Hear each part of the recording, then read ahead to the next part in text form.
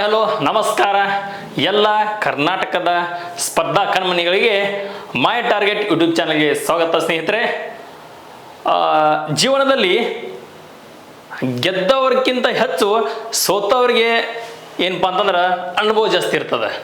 ಜೀವನದಲ್ಲಿ ಗೆದ್ದವ್ರಿಗಿಂತ ಹೆಚ್ಚು ಸೋತವ್ರಿಗೆ ಅನುಭವ ಜಾಸ್ತಿ ಇರ್ತದ. ನೀವು ಏನಾದರೂ ಒಂದು ಅಚೀವ್ಮೆಂಟ್ ಮಾಡ್ಬೇಕಾದ್ರೆ, ನೀವು ಏನಾದರೂ ಒಂದು ಸಾಧನೆ ಮಾಡ್ಬೇಕಾದ್ರೆ ಎಷ್ಟು ಜನ ಗೆದ್ದಿರ್ತಾರಲ್ಲ, ಎಷ್ಟು ಜನ ಗೆದ್ದವ್ರು ನೀವು ಸಜೆಷನ್ ಕೇಳ್ತಿರಲ್ಲ, ಅದಕ್ಕಿಂತ ಎರಡರಷ್ಟು ನೀವು ಸೋತವರ ಸಜೆಷನನ್ನು ಕೇಳಿದ್ರೆ, ಸೋತವರ ಒಂದು ಮಾರ್ಗವನ್ನು ಏನಾದರೂ ಹೇಳಿದ ಆತರ ಯಾವ ಒಂದು ಮಾರ್ಗದಿಂದ ಅವ್ರು ಸೋತ್ರ ಅನ್ನೋದು ಹೇಳ್ಕೊಳ್ತಾರೆ ಅವ್ರ, ಆ ಒಂದು ಮಾರ್ಗನ ನೀವನ್ನ ಕಲಿತ ಸಲೀಸಾಗಿ ಗೆಲುವನ್ನು ಸಾಧಿಸಬಹುದ್ರಿ. ಓಕೆ, ಇಲ್ಲಿ ಗೆದ್ದವರಿಗೆ ಬೆಲೆ ಅದ, ಆದ್ರೆ ಸೋತವರಿಗೆ ಅನುಭವ ಅದ ಅಂತ ಹೇಳ್ತೀನಿ ಸ್ನೇಹಿತರೆ. ಈ ಒಂದು ಮಾತನ್ನ ಹೇಳ್ತಾ ಮೊದಲನೇ ತರಗತಿ ನಾವು ಪ್ರಾರಂಭ ಮಾಡೋಣ. ನಮ್ಮ ಈ ಒಂದು ಮೊದಲನೇ ತರಗತಿ ಸ್ಪರ್ಧಾ ವಿಜೇತ ಇದು ನಿಮ್ಮ ಜೀವನದ ವಿಜೇತ ಆಗಿರ್ತದ. ಏಪ್ರಿಲ್ 1ನೇ ಪಾರ್ಟ್ ಈ ವಿಡಿಯೋದಲ್ಲಿ 2024ರ ಸ್ಪರ್ಧಾ ವಿಜೇತದ ಒಂದು ಮಾಹಿತಿ ಸ್ನೇಹಿತರೆ. ಓಕೆ, ನಾ ಮೊದಲನೇದಾಗಿ ಸ್ಪರ್ಧಾ ವಿಜೇತ ಮಾಡಿದಾಗ ಭಾಳ ಚೆನ್ನಾಗಿ ಎಲ್ಲರೂ ವಿಡಿಯೋ ನೋಡಿದಿರಿ, ಬಹಳ ಸಪೋರ್ಟ್ ಮಾಡಿದಿರಿ. ಸೊ ಎಲ್ಲರಿಗೂ ಖುಷಿ ಆಯಿತು. ಸೊ ಎಲ್ಲರೂ ನನಗೆ ಕಾಲ್ ಮಾಡಿ ವಿಶೇಷ ಮಾಡಿದಿರಿ, ಸರ್ ಚೆನ್ನಾಗಿ ಕ್ಲಾಸ್ ಮಾಡ್ತಾ ಇದ್ದೀರಿ ಅಂತ. ನಿಮ್ಮ ಒಂದು ಆಶೀರ್ವಾದ ಸದಾ ನಮ್ಮ ಮೇಲೆ ಇರಲಿ ಅಂತ ಹೇಳ್ತಾ ನನ್ನ ತರಗತಿಯನ್ನ ಮುಂದುವರಿಸ್ತಾ ಇದ್ದೀನಿ. ಸ್ಪರ್ಧಾ ವಿಜೇತ ಇದು ನಮ್ಮ ನಿಮ್ಮೆಲ್ಲರ ಜೀವನದ ವಿಜೇತ ಸ್ನೇಹಿತರೆ. ನೋಡ್ರಿ ಏನದ ಅಂದ್ರೆ, ಮೊದಲನೇದಾಗಿ ಒಂದು ಕ್ವಶನ್ ತಂದನ. ಈ ಒಂದು ಕ್ವಶನ್ ಎಷ್ಟು ಇಂಪಾರ್ಟೆಂಟ್ ಅನ್ನೋದನ್ನ ನೀವು ಈ ಒಂದು ಪಿಕ್ಚರ್ ನೋಡಿದ ತಕ್ಷಣ ಏನಪ್ಪಾ ಅಂದ್ರೆ ಗೊತ್ತಾಗ್ಬಿಡ್ತದ್ರಿ. ಮಿಷನ್ ದಿವ್ಯಾಸ್ತ್ರ ಬಗ್ಗೆ. ಮಿಷನ್ ದಿವ್ಯಾಸ್ತ್ರ ನೋಡ್ರಿ, ಕ್ವಶನ್ ಏನದ ಅಂದ್ರೆ ಡಿಆರ್ಡಿಒ ಮಿಷನ್ ದಿವ್ಯಾಸ್ತ್ರ ಅಡಿಯಲ್ಲಿ, ಯಾವ ಮಿಷನ್ದಲ್ಲಿ? ಮಿಷನ್ ದಿವ್ಯಾಸ್ತ್ರ ಅಡಿಯಲ್ಲಿ ಏನು ಮಾಡ್ಯಾರಪ್ಪ ಅಂದ್ರೆ, ಒಂದು ಅಭಿವೃದ್ಧಿಪಡಿಸಲಾದಂತಹ ಬಹು ಸಿಡಿತಲಿಯ ಸಾಮರ್ಥ್ಯ ಹೊಂದಿರುವ ಕ್ಷಿಪಣಿ ಯಾವುದು? ಓಕೆ ನೋಡ್ರಿ, ಏನಾಗಿತ್ತು ಅಂದ್ರೆ ಡಿಆರ್ಡಿಒದ ಮಿಷನ್ ಅಡಿಯಲ್ಲಿ, ಯಾವ ಒಂದು ಮಿಷನ್ ಅಡಿಯಲ್ಲಿ? ದಿವ್ಯಾಸ್ತ್ರ ಎಂಬ ಮಿಷನ್ ಅಡಿಯಲ್ಲಿ ಅಭಿವೃದ್ಧಿಪಡಿಸಲಾದಂತಹ ಬಹು ಸಿಡಿತಲಿಯ ಸಾಮರ್ಥ್ಯ ಹೊಂದಿರತಕ್ಕಂಥ ಒಂದು ಕ್ಷಿಪಣಿ ಯಾವುದು ಅಂತ ಕ್ವಶನ್ ಹಾಕಿದ್ದೀನಿ. ಇಷ್ಟ್ರ ಮ್ಯಾಗ ನಿಮ್ಗೆ ಆನ್ಸರ್ ಗೊತ್ತಾಗಿರ್ತದೆ. ಹೇಳ್ತೈತಿ ನಿಮ್ಗೆ ಏನಪ್ಪಾ ಅಂತಂದ್ರೆ, ಇಲ್ಲಿ ಡಿಆರ್ಡಿಒ ಮಿಷನ್ ಅಡಿ ದಿವ್ಯಾಸ್ತ್ರ ಅಡಿಯಲ್ಲಿ ಸಿಡಿತಲಿಯ ಕ್ಷಿಪಣಿ ಅಗ್ನಿ-5 ಅಂತ ನೀವು ಆನ್ಸರ್ ಹೇಳ್ಬೋದ್ರಿ. ಓಕೆ, ಒಮ್ಮೆ ಪೆಟ್ಟಗನ್ನ ಹೇಳ್ತೀರಿ ನೀವು ಅಗ್ನಿ-5 ಸರ್, ಆನ್ಸರ್ ರೈಟ್ ಇರುತ್ತೆ. ಓಕೆ ರೈಟ್ ರೀ, ಬಟ್ ಅದು ಏನ? ಸೊ ಅದ್ರದ್ದು ಒಂದು ಸ್ವಲ್ಪ ನಾವು ಏನಪ್ಪಾ ಅಂತಂದ್ರೆ ಒಳ ಅಂಶ ನೋಡಿದಾಗ ಇನ್ನೂ ಹೆಚ್ಚದ್ರ ಬಗ್ಗೆ ತಿಳ್ಕೊಳ್ಳುವಂತಹ ಶಕ್ತಿ ಬರ್ತದ್ರಿ. ಸೊ ನೋಡ್ರಿ ಏನಂದ್ರೆ, ಇನ್ನೊಂದ್ಸಲ ನೋಡ್ರು, ಡಿಆರ್ಡಿಒನ ಮಿಷನ್ ದಿವ್ಯಾಸ್ತ್ರ ಅಡಿಯಲ್ಲಿ, ಯಾವ ಅಡಿಯಲ್ಲಿ? ಮಿಷನ್ ದಿವ್ಯಾಸ್ತ್ರ ಅಡಿಯಲ್ಲಿ ಸಿಡಿತಲೆಯ ಏನಪ್ಪಾ ಅಂದ್ರೆ ಸಿಡಿತಲೆಯ ಕ್ಷಿಪಣಿ ಅಗ್ನಿ-5. ಓಕೆ, ಆನ್ಸರ್ ಏನಪ್ಪಾ ಅಂದ್ರೆ ಅಗ್ನಿ-5 ಆಗಿರ್ತದ. ಸೊ ಯಶಸ್ವಿ ಉಡಾವಣೆ. ಓಕೆ, ದೇಶೀಯ ತಂತ್ರಜ್ಞಾನ ನೋಡ್ರಿ, ದೇಶೀಯ ತಂತ್ರಜ್ಞಾನವನ್ನು ಬಳಸಿಕೊಂಡು, ನಮ್ಮ ದೇಶದ ತಂತ್ರಜ್ಞಾನವನ್ನು ಬಳಸಿಕೊಂಡು ರಕ್ಷಣಾ ಸಂಶೋಧನಾ ಮತ್ತು ಅಭಿವೃದ್ಧಿ ಸಂಸ್ಥೆಯಾದಂತಹ ಡಿಆರ್ಡಿಒ ಮಿಷನ್ ದಿವ್ಯಾಸ್ತ್ರ ಅಡಿಯಲ್ಲಿ ಅಭಿವೃದ್ಧಿಪಡಿಸಲಾಗಿರುವ ಬಹು ಸಿಡಿತಲೆಯ ನಿಯೋಜಿಸುವ ಸಾಮರ್ಥ್ಯ ಹೊಂದಿರುವ ಕ್ಷಿಪಣಿ ಯಾವಪ್ಪ ಅಂದ್ರೆ ಅಗ್ನಿ-5 ಕ್ಷಿಪಣಿ. ಇದರ ಮೊದಲ ಪರೀಕ್ಷಾ ಉಡಾವಣೆ ಆಯಿತು. ಹಂಗಾದ್ರೆ ಇದರ ಉಡಾವಣೆಯನ್ನ ಎಲ್ಲಿ ಮಾಡಿದ್ರು ಅಂತ ಕೇಳ್ತಾನ್ರಿ ಕ್ವಶನ್ದಾಗ. ಇದರ ಉಡಾವಣೆಯನ್ನ ಎಲ್ಲಿ ಮಾಡಿದ್ರು ಅಂತ ಕೇಳಿದಾಗ ನೀವು ಹೇಳಬೇಕು, ಎಲ್ಲಿ ಮಾಡಿದಾರಪ್ಪ ಅಂದ್ರೆ ಒಡಿಸಾದ ಚಾಂದಿಪುರದ ಬಳಿ ಇರತಕ್ಕಂತಹ ಡಾಕ್ಟರ್ ಎಪಿಜೆ ಅಬ್ದುಲ್ ಕಲಾಂ ಅವರ ದ್ವೀಪದಿಂದ ಯಶಸ್ವಿಯಾಗಿ ನಡೆಸಲಾಯಿತು ಈ ಒಂದು ಉಡಾವಣೆಯನ್ನ. ಓಕೆ, ನೆಕ್ಸ್ಟ್ ಇಲ್ಲಿ ಅದ ನೋಡ್ರಿ, ಯಾವ್ದಂದ್ರ MIRV technology. Okay, MIRV technology ಹಿಂಗಂದ್ರೆ ಏನು ಅನ್ನೋದನ್ನ ನಿಮ್ಗೆ ಕೊಟ್ಟಿನಿ ಸ್ನೇಹಿತರೆ. ಸೊ ಇದನ್ನ ನೀವು ಏನು ಮಾಡ್ಬೇಕು ಅಂದ್ರೆ ಕಮೆಂಟ್ ಸೆಕ್ಷನ್ದಾಗ ಕಮೆಂಟ್ ಹಾಕ್ಬೇಕು. ಇದ್ರ ಬಗ್ಗೆ ಒಂದು ಲೈನ್ ನೀವು ಏನು ಮಾಡ್ತಾರೆ ಎಕ್ಸ್ಪ್ಲೇನ್ ಮಾಡ್ಬೇಕ್ರಿ. ಓಕೆ, ಇಲ್ಲಿ ಅದ. ಸೊ ಆದ್ರೆ ಏನಂದ್ರೆ ನಿಮಗೆ ಬಿಡ್ತಾನೆ ಇದನ್ನ, ಈ ಒಂದು ಟೆಕ್ನಾಲಜಿ ಏನದ ಇದು ಯಾವುದು MIRV ಟೆಕ್ನಾಲಜಿ ಏನದ, ಇದ್ರ ಕೆಲಸ ಏನ, ಹಿಂಗಂದ್ರೆ ಏನು ಅನ್ನೋದನ್ನ ನೀವು ಕಮೆಂಟ್ ಸೆಕ್ಷನ್ದಾಗ ಸ್ವಲ್ಪ ಕಮೆಂಟ್ ಹಾಕಿ ಅದ್ರ ಬಗ್ಗೆ ಎಕ್ಸ್ಪ್ಲೇನ್ ಮಾಡ್ರಿ. ಸೊ ಅಂತ ನೆಕ್ಸ್ಟ್ ನೋಡ್ರಿ ಈಗ ಕ್ವಶನ್ ಇದ್ರಿ, MIRVಯ ತಂತ್ರಜ್ಞಾನ ಹೊಂದಿರುವ ಜಗತ್ತಿನ ಎಷ್ಟನೇ ರಾಷ್ಟ್ರ? ಇದು ಕೂಡ ಇಂಪಾರ್ಟೆಂಟ್ ಆಗತಿ, ಇದು ಕೂಡ ಕೊಟ್ಟಿರಬೇಕು. ಎಷ್ಟನೇ ರಾಷ್ಟ್ರ ಅಂದಾಗ 6ನೇ ರಾಷ್ಟ್ರ ರೀ. ಎಷ್ಟನೇ ರಾಷ್ಟ್ರ? ಇಲ್ಲಿ 6ನೇ ರಾಷ್ಟ್ರ ಅಂತ ಕೊಟ್ರನ. ಹಂಗಾದ್ರೆ 5 ರಾಷ್ಟ್ರ ಮೊದಲಿದ್ದು ಅವು ಯಾವ್ಯಾವಪ್ಪ ಅಂದಾಗ America, England, Russia, France, China. America ಇತ್ತು, ಓಕೆ ಇತ್ತು. ಇಂಗ್ಲೆಂಡ್ ಐತಿ, ಇಂಗ್ಲೆಂಡ್ ಇತ್ತು. ರಷ್ಯಾ ಓಕೆ ಇತ್ತು, ಫ್ರಾನ್ಸ್ ಇತ್ತು ಮತ್ತು ಚೀನಾ. ಈಗ 5 ಅದು. ನೆಕ್ಸ್ಟ್ ಆಮೇಲೆ ಅಗ್ನಿ-5 ಕ್ಷಿಪಣಿಯ ಯಶಸ್ವಿ ಉಡಾವಣೆಯ ಮೂಲಕ ಭಾರತೀಯ 6ನೇ ರಾಷ್ಟ್ರವಾಗಿ ಸೇರ್ಪಡೆವಾಯಿತು. ಭಾರತ ಎಷ್ಟನೇ ರಾಷ್ಟ್ರವಾಗಿ ಸೇರ್ಪಡೆ ಆಗಿತ್ತಪ್ಪ ಅಂದಾಗ 6ನೇ ರಾಷ್ಟ್ರವಾಗಿ ಏನಪ್ಪಾ ಅಂದ್ರೆ ಸೇರ್ಪಡೆ ಆಗ್ಯದ. ಸೊ ಇದು ಗೊತ್ತಿರ್ಬೇಕು ಸ್ನೇಹಿತರೆ. 1ನೇ ಕ್ವಶನ್ ಖತಮ್. ಓಕೆ, ಬಹಳ ಇಂಪಾರ್ಟೆಂಟ್ ಕ್ವಶನ್ಸ್. ಮತ್ತೆ ತಿಳಿಲಿಲ್ಲ ಅಂದ್ರೆ ರಿಪೀಟ್ ನೋಡ್ರಿ. ಓಕೆ, ನೆಕ್ಸ್ಟ್ ದಿವ್ಯಾಸ್ತ್ರ ಮಿಷನ್ ಅಗ್ನಿಫಾಯ್ ಇದು ಇರುವುದನ ಅಗ್ನಿಫಾಯ್ ಅನ್ನೋದ ಇರುವುದನ ಅಗ್ನಿಫಾಯ್ ಕ್ಷಿಪಣಿಯ ಯೋಜನಾ ರೂವಾರಿಯ ಮಹಿಳಾ ವಿಜ್ಞಾನಿ ಯೋಜನಾ ರೂವಾರಿಯ ಮೊದಲ ಮಹಿಳಾ ವಿಜ್ಞಾನಿ ಯಾರಂತ ಕೊಟ್ಟಿದ್ದಾರೆ ಇಲ್ಲಿ ನೋಡ್ಬೇಕು ನೀವು ದಿವ್ಯಾಸ್ತ್ರ ಮಿಷನ್ ಅಗ್ನಿಫಾಯ್ ಕ್ಷಿಪಣಿಯ ಯೋಜನಾ ರೂವಾರಿ ಮಹಿಳಾ ವಿಜ್ಞಾನಿ ಸೀನಾ ರಾಣಿ ರೀ ಸೀನಾ ರಾಣಿ ಅವರು ಇದರ ಮೊದಲ ಮಹಿಳಾ ವಿಜ್ಞಾನಿ ಆಗಿರ್ತಾರ 2024 ಮಾರ್ಚ್ 11ರಂದು ಯಶಸ್ವಿಯಾಗಿ ಉಡಾವಣೆಗೊಂಡಂತಹ ದಿವ್ಯಾಸ್ತ್ರ ಮಿಷನ್ ಅಡಿಯಲ್ಲಿ DRDOನಿಂದ ಅಭಿವೃದ್ಧಿಪಡಿಸಲಾದಂತಹ ಬಹು ಸಿಡಿತಲೆಗಳ MIRV ತಂತ್ರಜ್ಞಾನದ ಅಗ್ನಿಫಾಯ್ ಕ್ಷಿಪಣಿಯ ಯಶಸ್ವಿ ಪರೀಕ್ಷೆಯ ರೂವಾರಿ ದಿವ್ಯಪುತ್ರಿ ಎಂದೇ ಖ್ಯಾತರಾದಂತಹ DRDOನ ಮಹಿಳಾ ವಿಜ್ಞಾನಿ ಸೀನಾ ರಾಣಿ ನೋಡ್ರಿ ಯಾರು ಸೀನಾ ರಾಣಿ DRDOನ ರೂವಾರಿ ಪರೀಕ್ಷಾ ರೂವಾರಿ ದಿವ್ಯಪುತ್ರಿ ಎಂದೇ ಖ್ಯಾತಿಯಾದಂತಹ DRDOನ ಮಹಿಳಾ ವಿಜ್ಞಾನಿ ಆದಂತಹ ಸೀನಾ ರಾಣಿ ಅವರು ಏನಪ್ಪಾ ಅಂತಂದ್ರೆ ಈ ಮೊದಲ ದಿವ್ಯಾಸ್ತ್ರ ಇದು ಒಂದು ಮೊದಲ ಅಗ್ನಿಫಾಯ್ ಕ್ಷಿಪಣಿಯ ಯೋಜನಾ ರೂವಾರಿ ಮಹಿಳಾ ಒಂದು ವಿಜ್ಞಾನಿ ಆಗಿದ್ದಾರೆ ಬಹಳ ಇಂಪಾರ್ಟೆಂಟ್ ರೀ ಪವರ್ ಹೌಸ್ ಆಫ್ ಎನರ್ಜಿ ಎಂದೇ ಏನಪ್ಪಾ ಅಂತಂದ್ರೆ ಖ್ಯಾತರಾಗಿದ್ದರು ಇವರ ಹೆಸರು ಪವರ್ ಹೌಸ್ ಆಫ್ ಎನರ್ಜಿ ಎಂದೇ ಖ್ಯಾತರಾಗಿದ್ದರು ಓಕೆ ಇದು ಗೊತ್ತಿರ್ಬೇಕ್ರಿ ನಿಮಗೆ ನೆಕ್ಸ್ಟ್ ನೋಡ್ರಿ ಏನ್ ಕ್ವಶನ್ ಅದಂತ ವಿಕ್ರಮ್ ರಾಕೆಟ್ ಅಂದ್ರೆ ಇದು ಟೆಕ್ನಾಲಜಿ ಬಗ್ಗೆ ಸೈನ್ಸ್ ಅಂಡ್ ಟೆಕ್ ಬಗ್ಗೆ ಇದ್ದಾಗ ಸ್ವಲ್ಪ ಡೀಪ್ ಆಗಿ ಹೋಗ್ಬೇಕಂತ ಸಂಭವ ಇರ್ತದ ಯಾಕಂದ್ರೆ ಬಹಳ ಇಂಪಾರ್ಟೆಂಟ್ ಇರ್ತೈತಿ ನೋಡ್ರಿ ಏನದ ವಿಕ್ರಮ್ ರಾಕೆಟ್ನ ಎರಡನೇ ಹಂತದ ಕಲಾಂ 250 ನಾ ಆಲ್ರೆಡಿ ಏನಪ್ಪಾ ಅಂದ್ರೆ GK ಟುಡೇ ಕ್ವಶನ್ಸ್ ಬಿಡಿಸುವಾಗ ಹೇಳಿದ್ದೀನಿ ನಾನು ನಿಮಗೆ ಕಲಾಂ 250 ಯಶಸ್ವಿಯಾಗಿ ಉಡಾವಣೆ ಮಾಡಿದ ಬಾಹ್ಯಾಕಾಶ ಸಂಸ್ಥೆ ಯಾವುದು ಇನ್ನೊಂದ್ಸಲ ನೀಟಾಗಿ ನೋಡ್ರಿ ವಿಕ್ರಮ್ ಅನ್ನೋದು ಒಂದು ರಾಕೆಟ್ ಓಕೆ ಇದು ಎರಡನೇ ಹಂತದ್ದು ಇದ ವಿಕ್ರಮ್ದ ಇದನ್ನ ಕಲಾಂ 250 ಯಶಸ್ವಿಯಾಗಿ ಉಡಾವಣೆ ಮಾಡಿದ ಬಾಹ್ಯಾಕಾಶ ಸಂಸ್ಥೆ ಯಾವುದದ ಹಂಗಾರೆ ಒಂದು ಸಂಸ್ಥೆ ಉಡಾವಣೆ ಮಾಡ್ಯದ ಸೊ ಯಾವ್ದತ್ತೆ ಕ್ವಶನ್ ಆಗ್ಯದ ಖಾಸಗಿ ಬಾಹ್ಯಾಕಾಶ ಸಂಸ್ಥೆ ಆದಂತಹ ಸ್ಕೈರೂಟ್ ಯಾವುದು ಸ್ಕೈರೂಟ್ ಇದ್ರ ಬಗ್ಗೆ ಪಿಕ್ಸ್ ಕ್ವಶನ್ ಕೇಳ್ತಾನ್ರೆ ಬಹಳ ಚೀಸ್ ಐತಿ ಬಹಳ ಮಜಾ ಐತಿ ಬಹಳ ಮಸ್ತ್ ಅದಿ ಸ್ಕೈರೂಟ್ ತನ್ನ ವಿಕ್ರಮ್ ರಾಕೆಟ್ನ ಎರಡನೇ ಹಂತವಾದಂತಹ ಕಲಾಂ 250 ಅನ್ನ ಯಶಸ್ವಿಯಾಗಿ ಏನ್ ಮಾಡಿತ್ಪ ಅಂತಂದ್ರ ಉಡಾವಣೆ ಮಾಡೈತಿ ಏನ್ ಮಾಡಿತ್ಪ ಅಂದ್ರೆ ಪ್ರಯೋಗ ಮಾಡೈತಿ ಏನಪ್ಪಾ ಅಂತಂದ್ರೆ ಸಕ್ಸಸ್ ಮಾಡ್ಕೊಂಡೈತಿ ಯಾವುದು ಸ್ಕೈರೂಟ್ ಬಾಹ್ಯಾಕಾಶ ಖಾಸಗಿ ಸಂಶೋಧನಾ ಕೇಂದ್ರ ಈ ಒಂದು ಕೆಲಸ ಮಾಡೈತ್ರಿ ಸೊ ನೋಡ್ರಿ ಭಾರತದ ಮೊದಲ ಖಾಸಗಿ ಬಾಹ್ಯಾಕಾಶ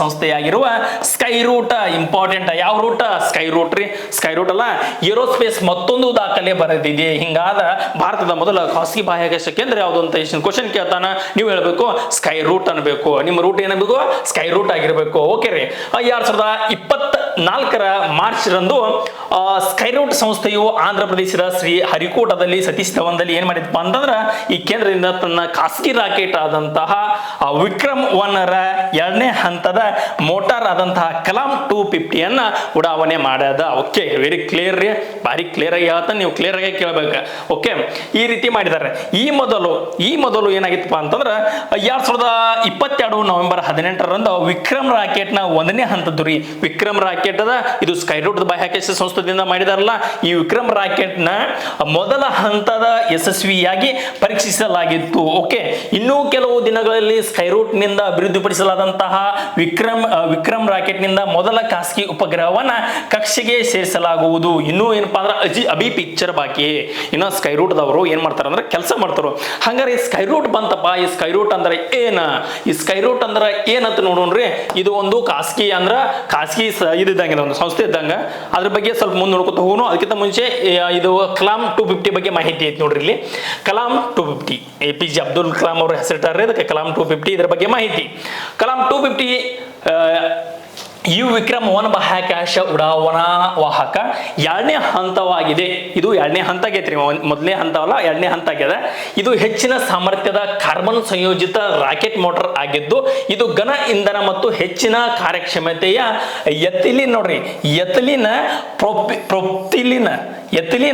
ಪ್ರೊಪಿಲಿನ್ ಡೈನ್ ಟೆಟ್ರಾಲಿಮರ್ಸ್ ಥರ್ಮಲ್ ಪ್ರೊಟೆಕ್ಷನ್ ಸಿಸ್ಟಮ್ ಅನ್ನ ಏನ್ ಮಾಡಿದ್ಪ ಅಂದ್ರೆ ಹೊಂದೈತ್ರಿ ಇದು ಈ ಒಂದು ಏನಪ್ಪಾ ಅಂದ್ರೆ ಇಂಧನ ಮತ್ತು ಕಾರ್ಯಕ್ಷಮತೆ ಹೊಂದಿದೆ ಮತ್ತು ಇಥಿಲೀನ್ ನೆಕ್ಸ್ಟ್ ಪ್ರೊಪಿಲಿನ್ ನೆಕ್ಸ್ಟ್ ಡೈನಟೆಟ್ರಾಲಿನ್ ಥರ್ಮಲ್ ಪ್ರೊಟೆಕ್ಷನ್ ಸಿಸ್ಟಮ್ ಅನ್ನ ಹೊಂದಿರ್ತದ ಇದನ್ನ ಸ್ವಲ್ಪ ನೀಟಾಗಿ ನೋಡ್ಕೋಬೇಕಾಗ್ತದ ಇದನ್ನೆಲ್ಲ ಹೊಂದಿರ್ತೈತ್ರಿ ನೆಕ್ಸ್ಟ್ ಕಡಿಮೆ ಭೂಮಿಯ ಕಕ್ಷೆ ಅಂದ್ರೆ low earth orbit. Low earth orbit ಅಂತಂದಾಗ ನೀವು ಇಲ್ಲಿ ನೋಡ್ಕೋಬಹುದು, ಭೂಮಿಯಿಂದ 2000 ಕಿಲೋಮೀಟರ್, ಭೂಮಿಯಿಂದ 2000 ಕಿಲೋಮೀಟರ್ ಅಥವಾ ಅದಕ್ಕಿಂತ ಕಡಿಮೆ ಎತ್ತರದಲ್ಲಿರ್ತಕ್ಕಂತಹ ಒಂದು ಕಕ್ಷೆಯಾಗಿದೆ. ಇದು ಏನಾಗಿದೆಪ್ಪ ಅಂದ್ರೆ ಲೋ ಅರ್ತ್ ಆರ್ಬಿಟ್ ಅಂದಾಗ 2000 ಕಿಲೋಮೀಟರ್ಕ್ಕಿಂತ ಕಡಿಮೆ, ಅದಕ್ಕಿಂತ ಕಡಿಮೆ ಇರ್ತಕ್ಕಂತಹ ಒಂದು ಕಕ್ಷೆ ಆಗೈತೆ. ಇದೊಂದು ಕ್ಲಿಯರ್ ಇರಲಿ ಇಷ್ಟ. ಓಕೆ, ನೆಕ್ಸ್ಟ್, ದೇಶದ ಮೊದಲ ಖಾಸಗಿ ನಿರ್ಮಿತ ರಾಕೆಟ್ ಯಾವ್ದು ಐತಿಗೆ? ದೇಶದ ಮೊದಲ ಖಾಸಗಿ ನಿರ್ಮಿತ ರಾಕೆಟ್ ಯಾವ್ದಾರ ಇತ್ತಂದ್ರೆ ಅದೇ ವಿಕ್ರಮ್ 1 ರೀ, ಅದೇ ವಿಕ್ರಮ್ 1 ಆಗಿರ್ತದೆ. ಸೊ ಇದನ್ನ ಬಹಳ ಹೇಳೋ ಅವಶ್ಯಕತೆ ಇಲ್ಲ. ಇದನ್ನ ಯಾರ ಒಂದು ಬಾಹ್ಯಾಕಾಶ ಒಂದು ಆಯ್ಕೆ ಮಾಡಿದಾರು, ಯಾರು ಹರಿಸಿದಾರೆ ಅಂದಾಗ ನೀವು ಸ್ಕೈರೂಟ್ ಅಂತ ಹೇಳ್ಬೋದು. ಮುಂದುವರೆದೈತೆ ನೋಡ್ರಿ, ದೇಶದ ಮೊದಲ ಖಾಸಗಿ ಕಂಪನಿಯಾದಂತಹ ಸ್ಕೈರೂಟ್ ಏರೋಸ್ಪೇಸ್ ಸಂಸ್ಥೆಯು ವಿನ್ಯಾಸಗೊಳಿಸಿ ಅಭಿವೃದ್ಧಿಪಡಿಸಿದ ಈ ಒಂದು ದೇಶದ ಮೊದಲ ಖಾಸಗಿ ರಾಕೆಟ್ ವಿಕ್ರಮ್ ಎಸ್ ಅನ್ನು ಯಶಸ್ವಿಯಾಗಿ ಪರೀಕ್ಷಿಸಿತು. ಅಂದ್ರೆ ವಿಕ್ರಮ್ 1 ಏನ್ ಮಾಡಿದಪ್ಪ ಅಂದ್ರೆ ಇದು ಸ್ಕೈರೂಟ್ ಸಂಸ್ಥೆಯಿಂದ ಮಾಡಿದಂತಹ ಮೊದಲ ಖಾಸಗಿ ರಾಕೆಟ್ ಆಗೈತ್ರಿ. Okay, clear. ನೆಕ್ಸ್ಟ್, ಸ್ಕೈರೂಟ್. ಇನ್ನತನ ಸ್ಕೈರೂಟ್ ಅನ್ನತಿಪ್ಪ. ಸ್ಕೈರೂಟ್ ಅಂದ್ರೆ ಏನ ಇಲ್ಲಿ ನೋಡ್ರಿ ತಮ್ಮ. ಸ್ಕೈರೂಟ್ ಅಂದ್ರೆ ಸ್ಕೈರೂಟ್ ಏರೋಸ್ಪೇಸ್ ಸಂಸ್ಥೆಯ ಬಗ್ಗೆ ಮಾಹಿತಿ ಇಲ್ಲದ. ಸ್ಕೈರೂಟ್ ಸ್ಥಾಪನೆ ಆಗಿದ್ದು 2018 ಜೂನ್ 12ರಂದು. 2018 ಜೂನ್ 12ರಂದು ಆಗಿರ್ತದ. ಕೇಂದ್ರ ಕಚೇರಿ ಇರೋದು ದೆಹಲಿ ಅಲ್ಲ, ಹೈದರಾಬಾದ. ಇದನ್ನ ನಾವೇನ್ ಮಾಡಿದ್ವಿ ಅಂದ್ರೆ ವೀಕ್ಲಿ ಟೆಸ್ಟ್ ಒಳಗೆ ಬಾ ಚಂದ ಆನ್ಸರ್ ಹಾಕಿದ್ವಿ, ಬಾ ಚಂದ ಕ್ವಶನ್ಸ್ ಹಾಕಿದ್ವಿ. ಹುಡುಗರೆಲ್ಲ ಏನ್ ಮಾಡಿದ್ರಪ್ಪ ಅಂದ್ರೆ 70% ದೆಹಲಿ ಆನ್ಸರ್ ಹಾಕಿದ್ರು. ಆ ರೀತಿ ಇದ್ದಾಗ ಮಾರ್ಕ್ಸ್ ಕೈ ತಪ್ಪು ಹೋಗಿಬಿಡ್ತಾವ. ಇದ್ರಿರ್ತಕ್ಕಂಥ ಕೇಂದ್ರ ಕಚೇರಿ ಹೈದರಾಬಾದ್ ಆಗಿರ್ತದ. ಸ್ಥಾಪಕರು ಯಾರಪ್ಪ ಅಂದ್ರೆ ಪವನ್ ಕುಮಾರ್ ಚಂದನ್ ಮತ್ತು ನಾಗಾ ಭರತ್. ಯಾರ್ರಿ? ಪವನ್ ಕುಮಾರ್ ಚಂದನ್ ಮತ್ತು ನಾಗಾ ಭರತ್. ನೋಡ್ರಿ, ನಾಗಾ ಭರತ್, ನನ್ನ ಹೆಸರು ನಾಗರಾಜ, ನನ್ನ ದೋಸ್ತನ ಹೆಸರು ಭರತ್. ಹೆಂಗದ ನೋಡ್ರಿ, ಇಲ್ಲಿ ಕೂಡ ಏನಪ್ಪಾ ಅಂದ್ರೆ ಜೋಡಿನ ಇದೀವಿ ನಾವು. ಸ್ನೇಹಿತರಂದ್ರ ಹಂಗಿರ್ಬೇಕ್ರಿ. ಸ್ನೇಹಿತರಂದ್ರ ಹೆಂಗಿರ್ಬೇಕಂದ್ರ ಒಂದು ಮಿರರ್, ಒಂದು ಕನ್ನಡಿ ಇದ್ದಂಗಿರ್ಬೇಕು. ನಾನು ಎದ್ರ ಅದು ಹೇಳ್ಬೇಕು, ನಾ ನಕ್ರ ಅದು ನಗಬೇಕು. ಸೊ ನಾ ಹತ್ರ ಅದು ಅಳಬೇಕು. ನಾ ಹೆಂಗ ಖುಷಿ ಹಂಗಿತ್ತಲ್ಲ ಅದ್ರ ರಿಫ್ಲೆಕ್ಷನ್ ರೀ. ಕನ್ನಡಿ ಅಂದ್ರೆ ಹೆಂಗಂದ್ರ ನಾ ಏನ್ ಮಾಡ್ತಾನಲ್ಲ ಅದ್ರ ರಿಫ್ಲೆಕ್ಷನ್ ಇರಬೇಕು. ನಾ ಬೀಳಿ, ನಾ ನಗ್ಲಿ, ನಾ ಏನಪ್ಪಾ ಅಂದ್ರೆ ದುಃಖದಿಂದ ಇರಲಿ, ಖುಷಿದಿಂದ ಇರಲಿ, ಸಂತೋಷದಿಂದ ಇದ್ರು ಕೂಡ ನಾವು ಹೆಂಗಿರ್ತೀವಲ್ಲ ನನ್ನ ಬಾಜುಕ್ ನಾವ ಹಂಗಿತ್ತಂದ್ರೆ ನಮ್ಮ ಒಂದು ಜೀವನ ಏನಪ್ಪಾ ಅಂತಂದ್ರೆ ಅತಿ ಉತ್ತಮ ಗುಣಮಟ್ಟದ ಒಂದು ಫಲಿತಾಂಶನ ಪಡಿತದ್ರಿ. ನಮ್ಮ ಜೀವನದ ಘಟ್ಟ ಅಂತ ಹೇಳ್ತೇನ್ರಿ. ಯಾಕಂದ್ರೆ ಸ್ನೇಹಕ್ಕೆ ಅಷ್ಟು ಬೆಲೆ ಅದ. ಸೊ ಏನಪ್ಪಾ, ಕಷ್ಟಕ್ಕೆ ಬರೋರು ಸಂಬಂಧಿಕರಲ್ಲ, ಸ್ನೇಹಿತರು. ಸೊ ಎಲ್ಲ ಸಂಬಂಧಿಕರು ಆ ರೀತಿ ಇರಲ್ಲ, ಕೆಲವೊಂದಿಷ್ಟು ಮಂದಿ ಹಂಗಿರ್ತಾರ. ಆದ್ರೆ ಏನಪ್ಪಾ ಆಕೈತಪ್ಪ ಅಂದ್ರೆ ಸ್ನೇಹಿತರು ಯಾವಾಗೆಲ್ಲ ಏನಪ್ಪಾ ಅಂತಂದ್ರೆ ಸ್ನೇಹಿತನ ಹೆಗಲಾಗಿ ನಿಲ್ತಾರಂತ ಮಾತು ಹೇಳ್ತಾ ಮುಂದಿನ ಆಪ್ಷನ್ಸ್ನ ನೋಡ್ಕೊತ ಹೋಗ್ರಿ. ಮುಂದಿನ ಕ್ವಶನ್ ಏನೈತೆ ನೋಡೋಣ ಈಗ. ನೋಡ್ರಿ, ಭಾರತೀಯ ಖಾಸಗಿ ಏರೋಸ್ಪೇಸ್ ತಯಾರಕ ಮತ್ತು ವಾಣಿಜ್ಯ ಉಡಾವಣಾ ಸೇವಾ ಪೂರೈಕೆದಾರ ಸಂಸ್ಥೆ. ಇದು ಏನಪ್ಪಾ ಅಂತಂದ್ರೆ ಖಾಸಗಿಯ ಏರೋಸ್ಪೇಸ್ ತಯಾರಕ ಮತ್ತು ವಾಣಿಜ್ಯ ಉಡಾವಣೆ ಸೇವಾ ಪೂರೈಕೆದಾರರಿಗೆ ಸಂಸ್ಥೆ ಇದಾಗಿರ್ತದ. ಓಕೆ, ಸ್ಕೈರೂಟ್ ಮುಗಿತೀನಿ. ನೆಕ್ಸ್ಟ್ ನೋಡ್ರಿ, ಇಸ್ರೋ ವತಿಯಿಂದ, ಯಾವ ವತಿಯಿಂದ ಇದು ಹಿಂಗೆ ಸೈನ್ಸ್ ಅಂಡ್ ಟೆಕ್ ಬಂದು ಅಂದ್ರೆ ಒಟ್ಟ ಚೊಕ್ಕ ಇವ ಹೋಗ್ಬೇಕು ಈಗ. ಯಾವಂದ್ರೆ ಸ್ವಲ್ಪ ಹೆಂಗಂದ್ರೆ ಇದ್ರ ಬಗ್ಗೆ ನಮ್ಮ ಮಂದಿ ಭಾಳ ಕಮ್ಮಿ ತಿಳ್ಕೊಂಡಿರ್ತೀವಿ, ಓದಿರ್ತಾರೆ. ಆದ್ರೆ ಹಿಂಗೆ ಬಿಡಿ ಹೇಳಿದಾಗ ಇನ್ನೂ ಸ್ವಲ್ಪ ಅರ್ಥ ಆಗ್ತೈತೆ ಅಂತ ನಾ ಅನ್ಕೋತೀನಿ ರೀ. ಮತ್ತು ನೀವು ಓದಿರ್ತೀರಿ, ಆದ್ರೆ ನಾವು ಸ್ವಲ್ಪ ಹೇಳ್ತಿರ್ತೀವಿ ಹಿಂಗೆ. ಇಸ್ರೋ ವತಿಯಿಂದ ನಡೆಸುವ ಸ್ಟಾರ್ಟ್ ಹೆಸರಿನ ಬಾಹ್ಯಾಕಾಶ ವಿಜ್ಞಾನ ಕಾರ್ಯಕ್ರಮದ ಉದ್ದೇಶ ಏನಾಗೈತಿ? ಈ ಒಂದು START ಸ್ಟಾರ್ಟ್ ಐತಲ್ಲ, ಇದರ ಒಂದು ಉದ್ದೇಶ ಏನಾಗ್ಯದ ಅಂದಾಗ ಇಸ್ರೋ ಸಂಸ್ಥೆಯ ವತಿಯಿಂದ ಸ್ಟಾರ್ಟ್ ಹೆಸರಿನ ಬಾಹ್ಯಾಕಾಶ ವಿಜ್ಞಾನ ಒಂದು ಕಾರ್ಯಕ್ರಮ ರೀ. ಇದೊಂದು ಕಾರ್ಯಕ್ರಮ ಯುವಕರನ್ನ ಹೆಚ್ಚು ಆಕರ್ಷಿಸಲು ಇಸ್ರೋ ಸಂಸ್ಥೆಯು ವತಿಯಿಂದ ಬಾಹ್ಯಾಕಾಶ ವಿಜ್ಞಾನ ಮತ್ತು ತಂತ್ರಜ್ಞಾನ ಅರಿವು ತರಬೇತಿ ಹೆಸರಿನ ನೋಡ್ರಿ ಹಿಂಗಂದ್ರ space science and technology awareness training. ಇದು ಸ್ಟಾರ್ಟ್ ಅಂದ್ರೆ ಹೊಸ ಬುನಾದಿಯ ಮಟ್ಟದ ಆನ್ಲೈನ್ ತರಬೇತಿ ಕಾರ್ಯಕ್ರಮ ಆರಂಭವಾಗಿದ್ದು, ಇದು ಭೌತಿಕ ವಿಜ್ಞಾನ ತಂತ್ರಜ್ಞಾನದ ಕ್ಷೇತ್ರದಲ್ಲಿ ಪದವಿ ಪಡೆಯುತ್ತಿರುವ ಅಂತಿಮ ವರ್ಷದ ವಿದ್ಯಾರ್ಥಿಗಳಿಗೆ, ಸ್ನಾತಕೋತ್ತರ ಪದವಿ ವಿದ್ಯಾರ್ಥಿಗಳಿಗೆ 2024 ಏಪ್ರಿಲ್ ಮತ್ತು ಮೇ ತಿಂಗಳಿನಲ್ಲಿ ಆಯೋಜಿಸಲಾಗುವುದು. ಇದನ್ನು ಏಪ್ರಿಲ್ ಮೇ ತಿಂಗಳಿನಲ್ಲಿ ಆಯೋಜಿಸಲಾಯಿತು. ಇದನ್ನ ಯಾರಿಗಂದ್ರೆ ಅಂತಿಮ ವರ್ಷದ ವಿದ್ಯಾರ್ಥಿಗಳು ಮತ್ತು ಸ್ನಾತಕೋತ್ತರ ಪದವಿ ಪಡೆದಂತಹ ವಿದ್ಯಾರ್ಥಿಗಳಿಗೆ. ಬಹಳ ಇಂಪಾರ್ಟೆಂಟ್. ಯಾರಿಗೈತೆ ಅಂದ್ರೆ ಇದು ವಿಜ್ಞಾನ ಮತ್ತು ತಂತ್ರಜ್ಞಾನ ಅರಿವು ಮೂಡಿಸಾಕ ಈ ಒಂದು ಯೋಜನೆಯನ್ನ ಕಾರ್ಯಕ್ರಮವನ್ನ ಮಾಡಿದಾರೆ, ಗೊತ್ತಿರಲಿ. 2024 ಈ ಒಂದು ಕಾರ್ಯಕ್ರಮದ ಧ್ಯೇಯವಾಕ್ಯ ಏನಾಗೈತೆ ಅಂದ್ರೆ exploration of the solar system. ಈ ಒಂದು 2024 ಧ್ಯೇಯವಾಕ್ಯ ಆಗಿರ್ತದ. ಭಾರಿ ಇಂಪಾರ್ಟೆಂಟ್. ಏನಪ್ಪಾ ಅಂದ್ರೆ ನೆನಪಿರಲಿ ಕೊಟ್ಟರೆ ನೆನಪಿರಬೇಕಿದೆ. 6ನೇ ಬುಕ್ 7ನೇ ಬುಕ್ಕದ ತೆಳಗೆ ಕೊಟ್ಟಿರ್ತಾನೆ. ನೆನಪಿಡಬೇಕಾದಂಥ ಅಂಶಗಳು ನೆನಪಿಡಬೇಕು, ಏನು ಮಾಡೋಕ್ಕಾಗಂಗಿಲ್ಲ.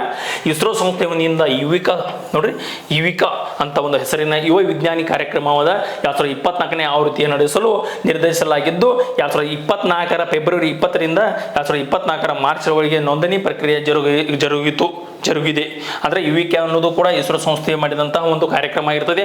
ಅದರ ಜೊತೆಗೆ ಶಾರ್ಟ್ ಎಂಬುದು ಕೂಡ ಏನಪ್ಪಾ ಅಂತಂದ್ರೆ ಈ ಒಂದು ವಿಜ್ಞಾನ ತಂತ್ರಜ್ಞಾನದ ಕುರಿತು ಒಂದು ಕಾರ್ಯಕ್ರಮ ಆಗಿರ್ತದೆ. ಅದು ಗೊತ್ತಿರಬೇಕು. ಯಾರು ಮಾಡಿರ್ತಾರೆ? ಇಲ್ಲಿ ಇಸ್ರೋದವರು ಮಾಡಿರ್ತಾರೆ. ಓಕೆ, ನೆಕ್ಸ್ಟ್ 2024ರ 96ನೇ ಆವೃತ್ತಿಯ ಆಸ್ಕರ್ ಪ್ರಶಸ್ತಿ ಪಡೆದಂತಹ 7 ವಿಭಾಗದಿಂದ ಪ್ರಶಸ್ತಿ ಪಡೆದ ಚಿತ್ರ ಯಾವುದು? 1 ಅಲ್ಲ, 2 ಅಲ್ಲ, 3 ಅಲ್ಲ, 4 ಅಲ್ಲ, 5 ಅಲ್ಲ, 6 ಅಲ್ಲ, 7 ರೀ. ಎಷ್ಟ?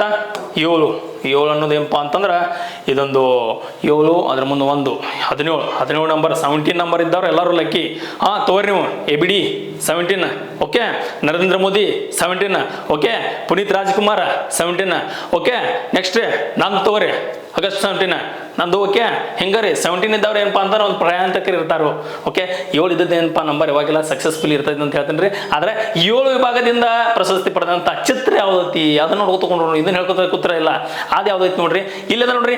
ಆಸ್ಕರ್ ಪ್ರಶಸ್ತಿಯ 96ನೇ ಆವೃತ್ತಿಯ ಓಪನ್ ಹೈಮರ್ಗೆ, ಅದಕ್ಕೆ ಓಪನ್ ಹೈಮರ್ಗೆ 7 ವಿಭಾಗದಾಗ ಏನಪ್ಪ ಮಾಡ್ಯಾರಪ್ಪ ಅಂದ್ರೆ ಆಸ್ಕರ್ ಪ್ರಶಸ್ತಿ ಕೊಟ್ಟಾರು.